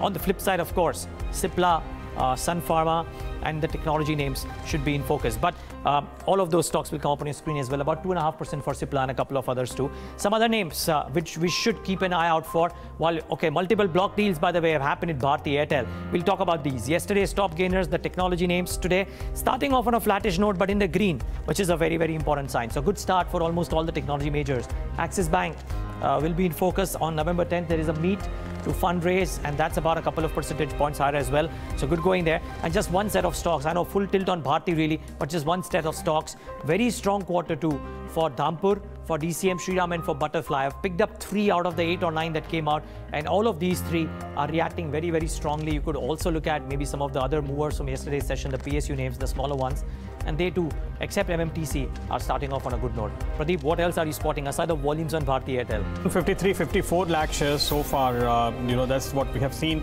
But let's look at some other stocks, as you just mentioned. DCM Shriram is one among the mid caps, which has gone up by 6% after good numbers. Also, Polaris Consulting is gaining in early trades with more than 1.5 lakh shares of volume. Balladpur Industries is a surprise gainer today. JSW Energy, on the back of that new order, has gained roughly 4%. Cipla is doing well, up 3% in today's trade, so a bounce from yesterday's fall actually. Parag Milk Foods is a stock in focus. Barmer Lorry, a PSU, which is doing well in early trades. Well, not as many gainers as we would have spotted over the last few days. Look at some of the losers on the downside. Manappuram Finance is one, down 4.5%. HFCL is not doing well today. That is down 3.5%. and also Tata Coffee, MMTC, SL Propack, IOB are some of the stocks. You know, IOB is actually down by 2.5–3%. So market is actually not happy with the numbers. Okay, just before we thank Sumit Bagadia, though, Sumit, and okay, I think we've gone off with Sumit as well. But let's get in post-market opening thoughts from Manishi. He's kind of given his few thoughts really on what the markets could do and specific pockets do. I think a space, Manishi, that is in focus is pharma, right? By virtue of what Lupin said in a call yesterday. But the numbers from Cipla yesterday, from Taro today, not too bad. Right. So it's chalk and cheese. What does one do? You know, interestingly, you know, when you mentioned pharma, I just talked about Indian earnings estimates ticking up slightly over past 1 month, right? And somewhat surprisingly, healthcare seems to be one of those sectors which are participating in that so-called inflection point. You know, so those earnings estimates had been declining for more than a year now. And over the past 1 or 2 months, I'm seeing the healthcare earnings estimates moving up. And these are consensus earnings estimates. I think what had happened was, and this is, you know, just following up on what you said just now, analysts, as a consequence of the pricing pressure that we had seen in the US, as a consequence of the massive competition, more and more players coming into the generic space, analysts had turned sort of overly bearish. And this is the normal earnings estimate cycle that we see. And analysts turn bearish, then they realize that the situation is not really that bad. And I think this is the usual phenomenon that we're seeing in the healthcare space as well. But you know, this US FDA inspection businesses, it kind of gives you a binary outcome, either yes or no. But if you look at the trend, I mean, 6 months back, there were more rejections. Right. Over the last few months, actually, several companies have succeeded in getting, you know, a clearance or an approval. So do you really see that big trend shifting? Have the companies really improved upon? You know, historically, we've seen that some Indian companies are more adept at managing these, you know, the vigilance-related questions, and therefore they've been more adept at getting their manufacturing facilities back on stream. I think their experience, their expertise is now getting a little more broad-based. Whether this is going to become the trend, it may be too early to conclude, but I think in this sectors, investors would really have to watch out for these two variables. Number one, the companies that have a strong pipeline, and number two, the companies that are more adept at sorting out their differences with the FDA. Okay. You know, the big talking point, of course, and we'll chat with Manishi about that as well, but another guest joins us on the show, Sandeep Nayak, Executive Director and Chief Executive Officer, Centrum, joins us on the show too. And Sandeep, good having you. I mean, the chat that we were having with Manishi Ray Chaudhary just a while ago was on the market mood. And I think no better day to talk about this than the 1-year anniversary of sorts of the demonetization exercise. And Manishi, Sandeep, I think the similar question to both of you, right? Sandeep, let's start off with you. I mean, the market surge kind of took care of any kind of pessimism that could have come in from a market's perspective due to demonetization. The numbers quite stellar over a 1-year perspective. What now? I mean, do you think, I'm choosing pockets out here to ask both of you. I'm sure Pradeep would have his thoughts too, but I'm choosing pockets out here. Let's start off with consumption. Big surge, organized consumption, Titan showing signs of that, organized retail showing signs of that. Is there more in store here?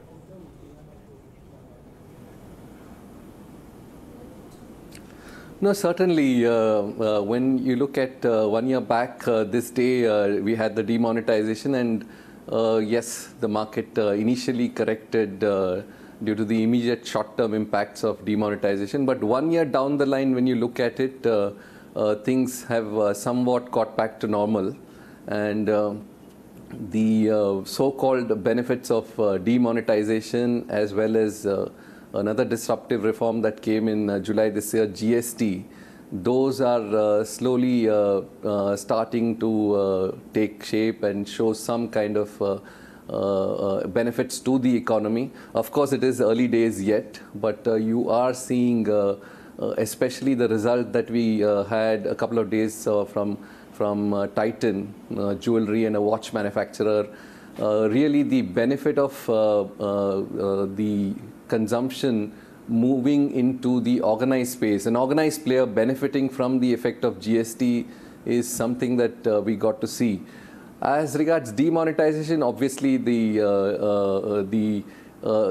initially when the measure was mooted by the government, the expectation was a large dividend to the government with a lot of money not coming in, but we now know that the notes in circulation, almost 99% came back. So really now we're looking at the long-term benefits of a widening tax base from the demonetization exercise. Of course, an ancillary benefit has been the digitalization and digital payments taking off. These two have been positive, and there are various companies that are likely to benefit. If you look at the BFSI sector, one pocket that took a huge hit when demonetization happened was microfinance. Now we are seeing 1 year down the line, you're seeing that the effects on these companies are likely to wear off. The effects of demonetization are likely to wear off. But probably the price action in these companies hasn't yet recognized that. So this can be a good pocket of value buying that can emerge in this particular sector. But clearly, you know, if you try and recollect how markets really reacted initially in the first hour or the first day of trade and how they have reversed, there has been really an opportunity to make money over the last 12 months. But Manishi, also the other event that happened was Trump coming into power, and global markets have done quite well. US has done quite well. To what extent have we really benefited? Because, you know, FIIs were not really buying. So are these two stories really different? That Indian money has flown in because of maybe demonetization to some extent in the market, and that has been driving our market, and we haven't really just, you know, followed the global equity. Right. Okay. Let me take this one by one. First, President Trump assuming office in the United States. The first and immediate impact of that was an ignition of animal spirits among the companies in the developed markets, particularly the United States. There are the best indicators that one can follow are the Philadelphia Fed survey and the NFIB small company survey. Both of these are CapEx surveys. So the surveyors ask companies, what's your CapEx plan over the next 6 months? Both these indicators are at 15-year highs, and they really started spiking since the arrival of President Trump on the scene. Right. So that's point number one. Animal spirits have been ignited. It is in turn leading to CapEx expectations, and the effect of that is easy to see. Just look at the export volumes of the Asian countries. For past 3 to 4 years, they were negative on a year-on-year basis. Since early 2017, they have jumped to about 10 to 20% growth.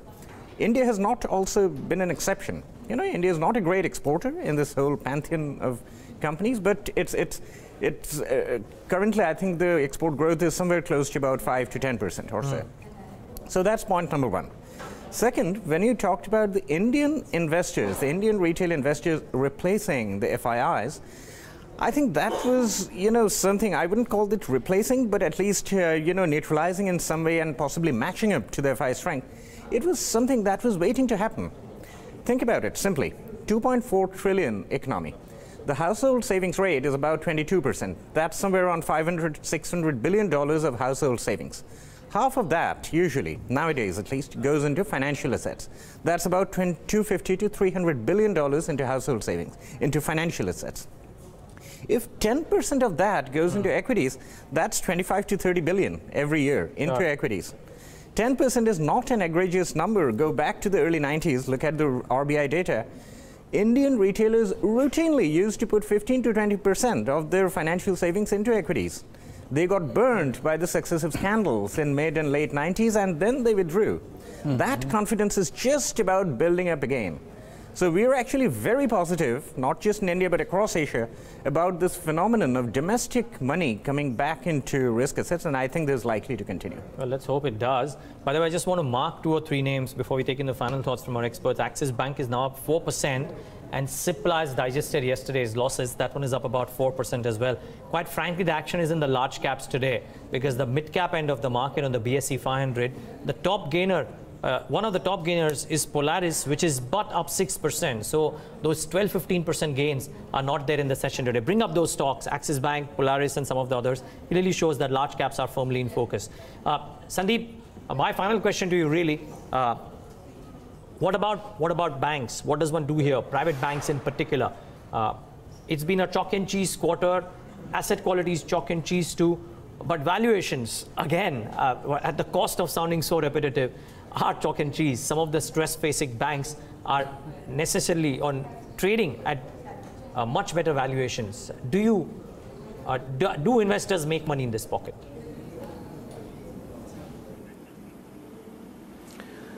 See, if you go back contextually, these banks got a high valuation, and they were the cynosure, and investments were coming into these banks because you saw that asset quality problems had kept investors away from PSU banks.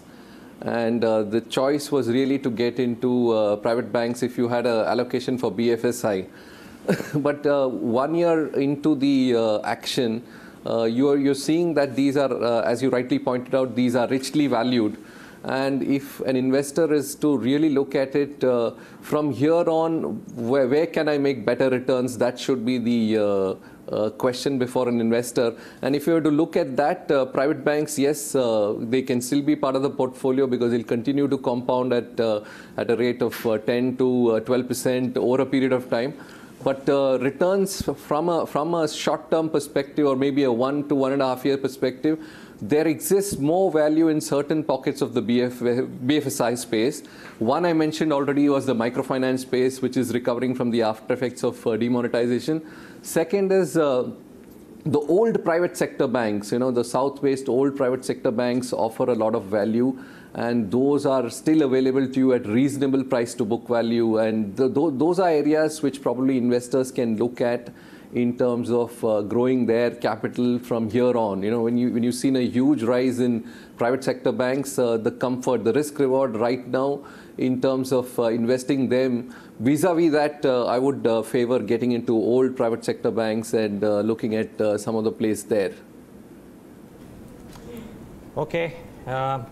Sandeep, it's been a pleasure talking to you. I know it's been a bit of a truncated discussion, but we look forward to having an extended one the next time. But thanks much for joining in today. We're done with time on this leg of the discussion, but look forward to chatting with you more often on this forum. Thank you. All right, that's an interesting view from Centrum, but we need to slip into a very, very short break because remember, on the other side, what's coming up is a couple of very special conversations. 1 year after demonetization, one of the biggest gainers, arguably, has been Paytm. Vijay Shekhar Sharma of Paytm joins in to speak about what's been their experience and how is their growth path likely to be over the course of the next few years. But a special discussion with Kenneth Rogoff, Professor of Economics at Harvard University, also lined up. So stay tuned.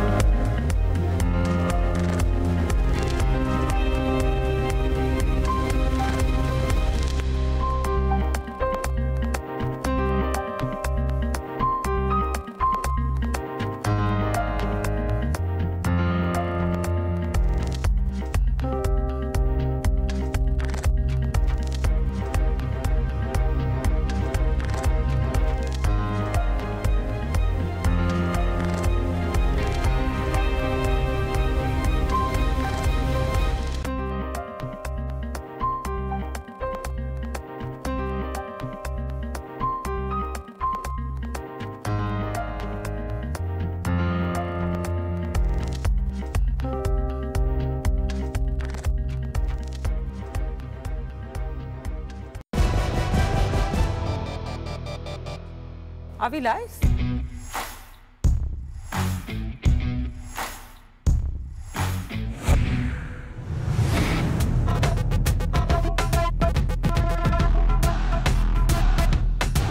Welcome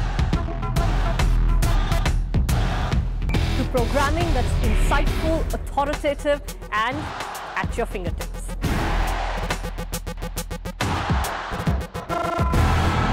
Bringing news alive. So immersive, so new, and so addictive. You will want it no other way. The Bloomberg Terminal, accessed only by over 325,000 marquee investors across the world until now.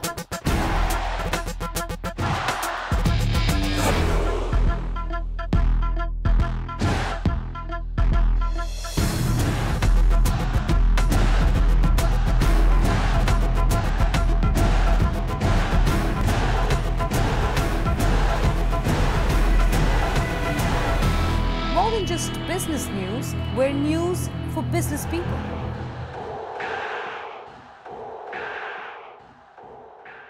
The 500 rupee and 1000 rupee currency notes will no longer be legal tender from midnight onwards.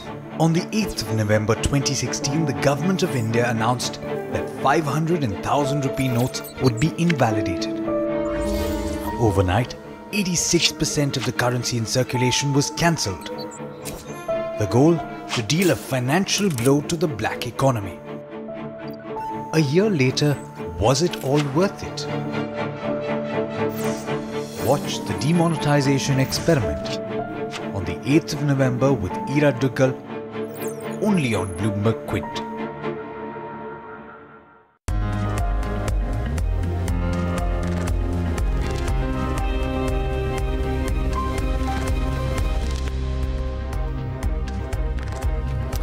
Welcome back. You are with us on Indian Open. Now today, we've got two very different voices on the first anniversary of the government's decision on demonetization. We start off with a man who's one of the biggest beneficiaries of the cash crunch and a Harvard economist who's surprised that the impact has not been more severe. First, our conversation with Vijay Shekhar Sharma and then with Kenneth Rogoff. Well, at a time when India was going cashless, one guy was raking it in. Joining us today is Vijay Shekhar Sharma, the founder of Paytm, on what marks this 1 year since demonetization was announced. And he's going to talk to us about what the journey has been for Paytm and for the digital payments business in India. Vijay, let me start by asking you where you were exactly a year ago on that fateful evening when you heard this news. One newspaper report suggested that you were at some business dinner with Harsh Goenka and your eyes just fell out. Oh, well, I think, yes, last year, same day, there was a business award evening in Bombay. So I was part of that business award function, and I had collected the award, so I wanted to show a photo of that, and that's how I opened my zero-ring phone, seeing what is there in WhatsApp. And then what I end up finding is that it is filled up with messages, and quickly I learned that, oh, what has happened? And then I was very uncomfortable in the room, trying to think, has it been understood by someone in the room? Do people know? And I asked him that, Mr. Harsh Goenka was sitting next to me, he said, do you know what has happened? And then obviously I wanted to quickly get out of the room and get out to call my team that what should we do next, and so on and so forth. So yes, last year, today was one of those incredible days for as a technology company, as a payment startup, and the whole technology ecosystem, I'd say. All right, you know, if I may put down some landmarks in the year for you and at everybody at Paytm. You're now at somewhere north of 250 million customers with the goal of getting to 500 million by 2020. That's a public goal. You're at a network of 5.5 million merchants.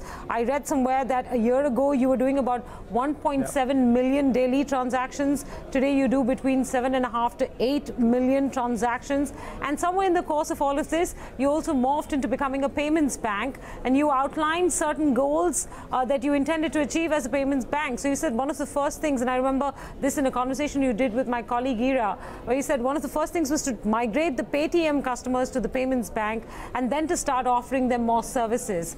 How close have you reached that goal of being able to offer wealth management, etc., to your payments bank's customers? Yeah, I think Payment Journey gave birth to Payments Bank opportunity, and we've launched a deposit account, and we've not launched yet a current account for businesses, but a savings account and completely digital only yet, which means that you have a digital debit card, you have capability to do money transfer and incoming and outgoing using digital methods. So we're today the truest mobile first, digital first bank in the country. And next thing that we're doing is that we are adding wealth management product there. So we have a super liquid fixed deposit. So a fixed deposit account which is totally zero cost for money in, money out, and your money can swipe in at your setting basis and can come out on your demand basis 24/7, zero cost of money in, money out from your savings account to a wealth management account and vice versa. So these services are continuously being added. We are looking to call it a formal launch once we have added a current checking account, a current bank account also, and that we are expecting by next month we would have publicly launched it. So Payment gave birth to Payment Bank, and now Payment Bank is expanding the customer base to lending and insurance and other additional financial services. So yes, last 3 years what we built is giving birth to the digital age or mobile age financial services company. Vijay, I'm sorry to sound a little naive in all of this. I must confess to being a bit of a Luddite. I've not yet converged or moved to the digital payment thing, though I do have a Paytm account thanks to my use of Uber. But tell me, why is it that and I know you've seeded this market, you've done fabulously well over the last few years, but why is it that you will not at some point have to counter the threat from traditional banks, and many of them are now picking up speed in being able to provide many of the services that you already do? And how do you see that competition panning out in the next decade or so? What will keep you ahead of all of them?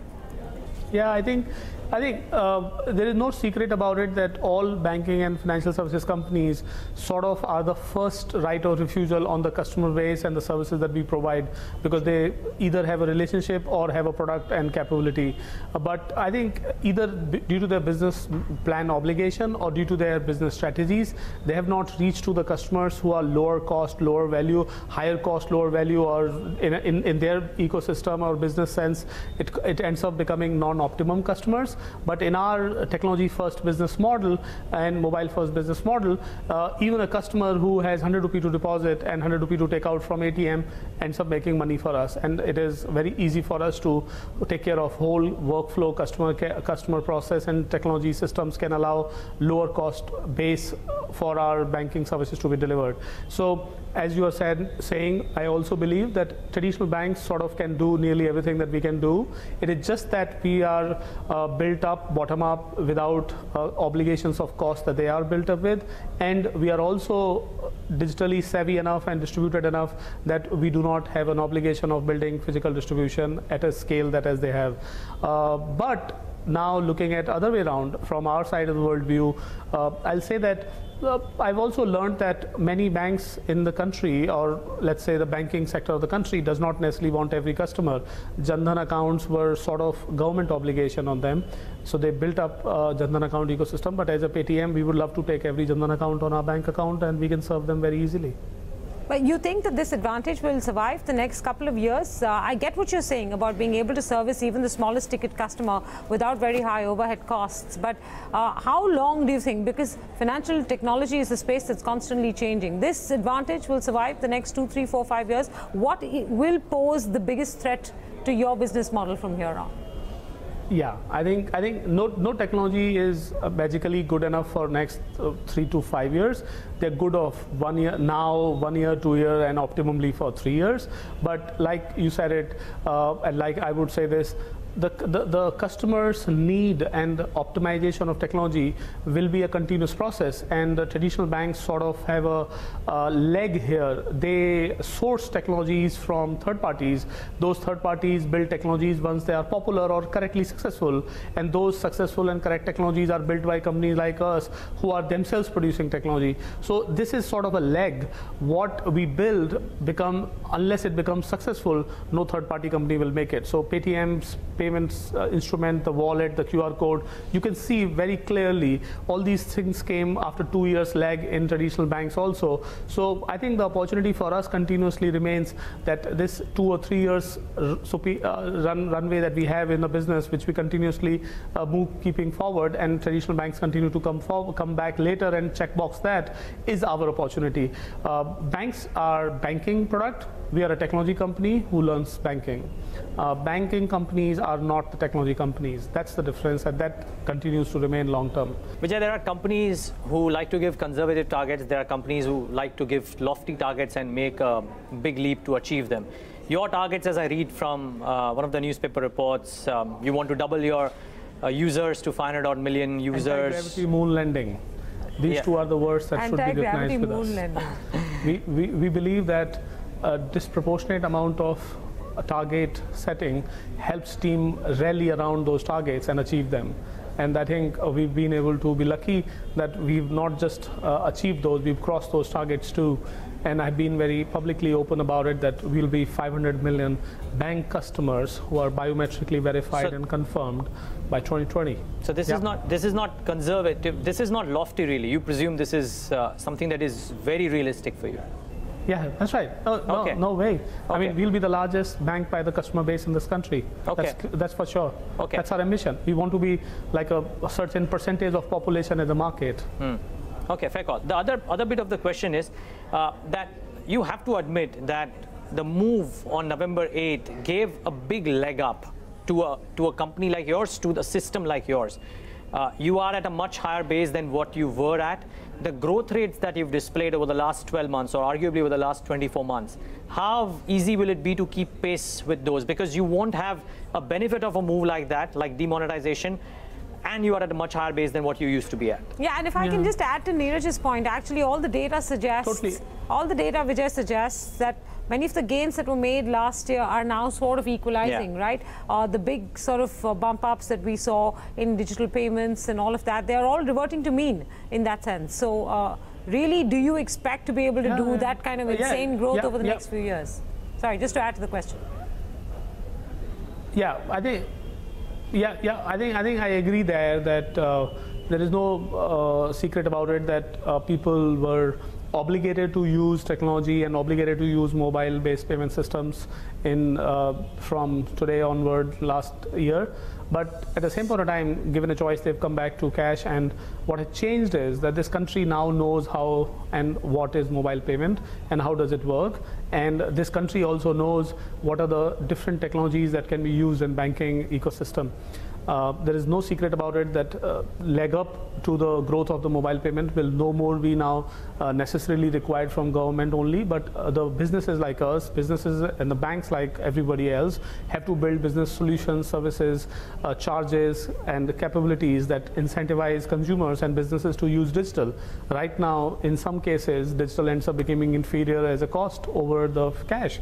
So that's why the cash continues to remain preferred in some situations. The percentage of growth of the payments may not be same, but other services like deposits, like lending, like we talked about wealth management, those things will definitely grow. So I don't think that we are looking at it as that, oh, payment systems need to grow the same numbers. What I'm looking at is as Paytm is that can we convert it into an opportunity of being a financial services company while payments definitely continue to grow by number of use cases that we are doing. Even at an organic level, the pace that we're talking about, you saw that P2P can get large volume. So these numbers can grow actually. And can it get you to profitable growth? And I'm not for even a moment assuming that last year was not a profit, but the previous two reported numbers that we have were not profitable growth numbers. Can it revert back to profitable growth in a matter of maybe 6 months, 12 months, 18 odd months? Yeah, so one of the important KPI that we look at it, net of cost of banking, like payment gateway and card network costs, and net of cashback, marketing, etc. Are we profitable or not? Two cost, people cost and cloud technology cost, we account below the net contribution margin. So Paytm is a net contributing profitable business. It is, we don't recover the cost of people, we don't recover the cost of cloud platform. And I believe as an investment, we'll continue to aggressively invest in that, which means that we are saying till the time we are net contribution positive, we are in the neck up state and we don't have to bother about the cost of people and cost of cloud technology because the number of things that we are end up doing continue to grow. To the point that can the business become profitable? Just like Amazon's business is very popularly known that internally some line items are profitable while total sigma combined level they don't end up reporting large profit, is the state in our case. A lot of our payment verticals are profitable and maybe the whole payment vertical is profitable if you were to look at that. So we do believe that at a company level, internally different line items will generate profit. At a combined level, we'll remain invested and investing for next 3-4 years for sure. Yeah, I know. I think you've put a number of some 5,000 crores over the next few years, but a lot of our conversation has been about the medium and long term. I want to talk about some immediate issues. For instance, you've seen some new regulatory moves when it comes to enhanced KYC and also interoperability of wallets, and that is expected to have some sort of negative impact, especially on you as the leader of the space. Can you talk us through what the impact has been? Yeah, I think let's look at the first obligation of KYC. We're very clear about it that we want to acquire banking customers. KYC is an entry of a bank customer, so it sort of grows on us that we will grow bank customer space faster. Earlier, the customers could have been a customer of Paytm without requiring much KYC done, but now we will do KYC, so it sort of accelerates our KYC and bank account opening. So it in a byproduct way, I totally believe that it is great asset because it also weans away all the non-serious players who were just throwing money and not seriously for a long term. So it sort of becomes a few serious player business now, number one. Number two is about when you talk about what was the second part about this question? That yeah, the interoperability that will impact you. So now I think you can interoperability. Yeah. Yes. Yep.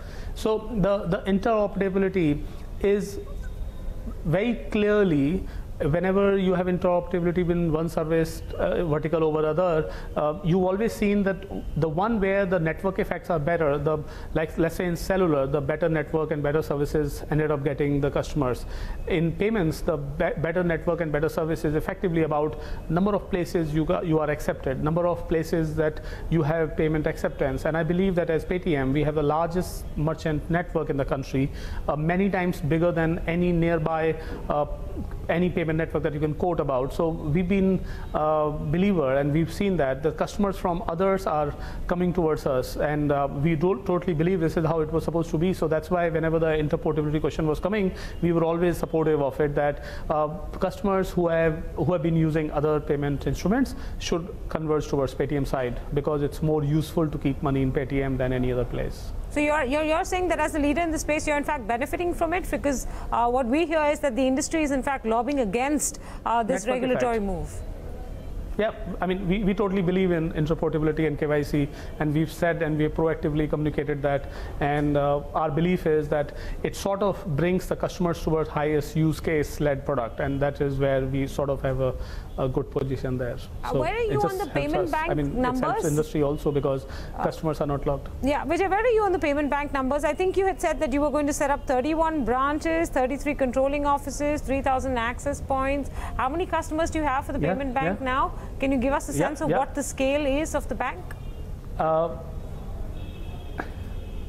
Yeah, I think my CEO talked a few days back, and she was telling that we are in tens of million customers number, and the official number, we want to keep it for the day when we launch with checking account, saving account also, so that we can share that number. So that's a very healthy number, number one. And number two is about the number of banking points. So branch, ultra low cost branch, control points, and our Paytm Ka ATM points. Right now we've sent RBI requests of 100,000 banking points in the country. So when we formally are talking, the number of places where customers can walk in, deposit cash, take cash, and do the banking is headed towards 100,000 in the first year itself.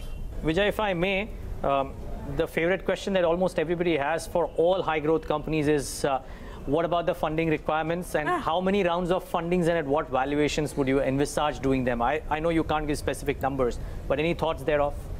Vijay, can I answer this question for you? You can try, yes. Yeah. I'm going to do it in Hindi film style, Vijay. I'm going to roll up my sleeve. You can't see this. You can't see this, but I'm going to roll up my sleeve and say to Neeraj, "Mere paas Ali Baba hai." नहीं, मेरे पास माँ है. Sorry, damn. You outdid me on that one. All right. So Neeraj, I think it's important to know that any high growth company, like you said, has to have capital access.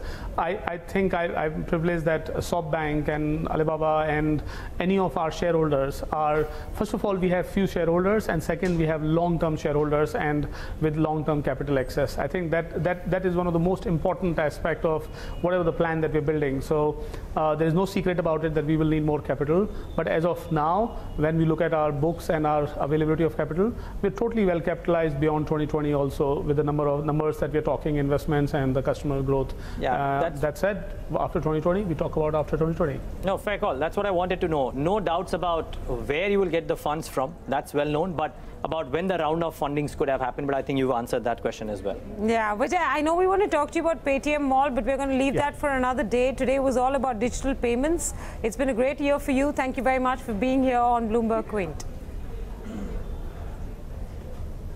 Thank you so much. Thank you for having me here. Thank you. Thanks. This day, that year. In this case, this day last year, India and its economy were hit by a shock. At 8:15 p.m., Prime Minister Narendra Modi addressed the nation, telling us that virtually all of our currency, 86% to be precise, would be invalid overnight. He explained this as the government's attempt to hit the black economy, dent corruption, and the menace of fake currency. The year since has seen many ups and downs. Good news that the economy may not have been hurt as much as some had feared. And bad news that almost all of the cash came back, which suggests that the stock of black money may not have been extinguished. Joining us to talk us through India's demonetization experiment, and that's the best you can call it, is Professor Kenneth Rogoff, Professor of Economics at Harvard University and the author of Curse of Cash. Professor Rogoff, thanks for joining us on Bloomberg Quint. Thank you for having me. Professor Rogoff, I want to just first take you back in time a year. As somebody who understood the nuances of cash and cash in the economy, when you first heard that India had overnight decided to extinguish 86% of its currency, what was your reaction? What were your first thoughts, sir? Well, obviously, I was quite surprised. I didn't have any word that this was going to happen. My own plan for reducing the use of cash involves doing it very slowly, and not to seize the currency out there, but just to make it more difficult to use cash to do large-scale transactions. I think that can be achieved. The trouble with doing a surprise attack, as India did, is the collateral damage is so much that you can't really squeeze out the black money.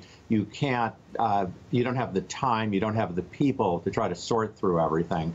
But I must say, a year later, it's been a bigger political success than I might have imagined. And if the Prime Minister continues to capitalize on that to try to root out corruption, to try to make the Indian economy more efficient, it could end up being judged a success.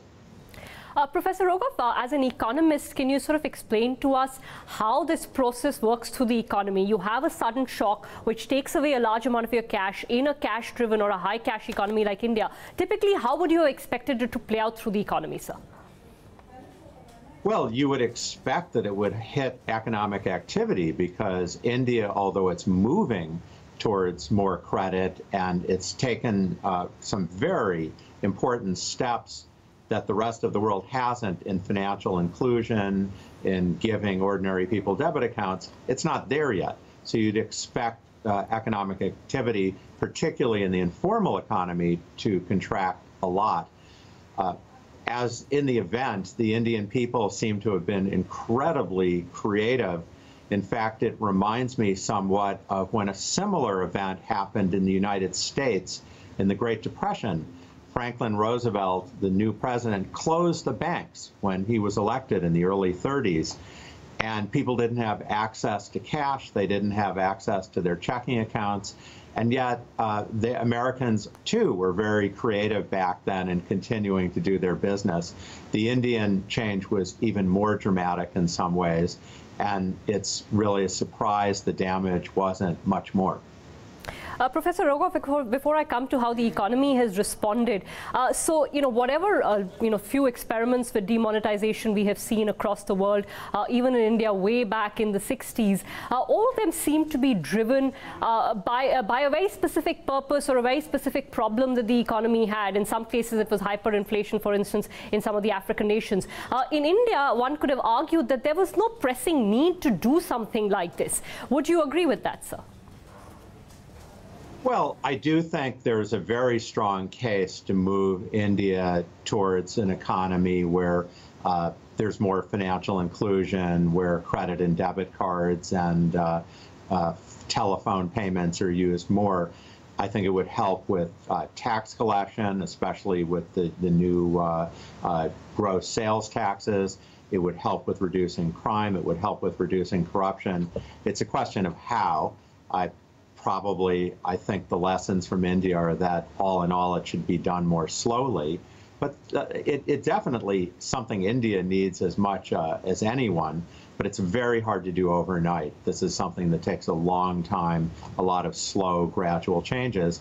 Perhaps, again, this is something the Prime Minister understands the politics much better. The drama with which he did it, although causing short-run hurt to the economy, may have helped energize some of these changes in the long run. Could the central bank, Professor Rogov, have taken measures at the same time that demonetization was announced to sort of dull the economic impact? Some had suggested that maybe you need to encourage, flow of credit through the informal sector to make up for that period of time where there was a shortage of cash. To your mind, is there anything that could have been done which was not done, which would have eased the economy into this process a bit more? Well, really, by far the big thing when you do an exchange of cash is you need to have the new cash printed to exchange for the old cash. But printing currency is very technical. You don't want to make it easy to counterfeit.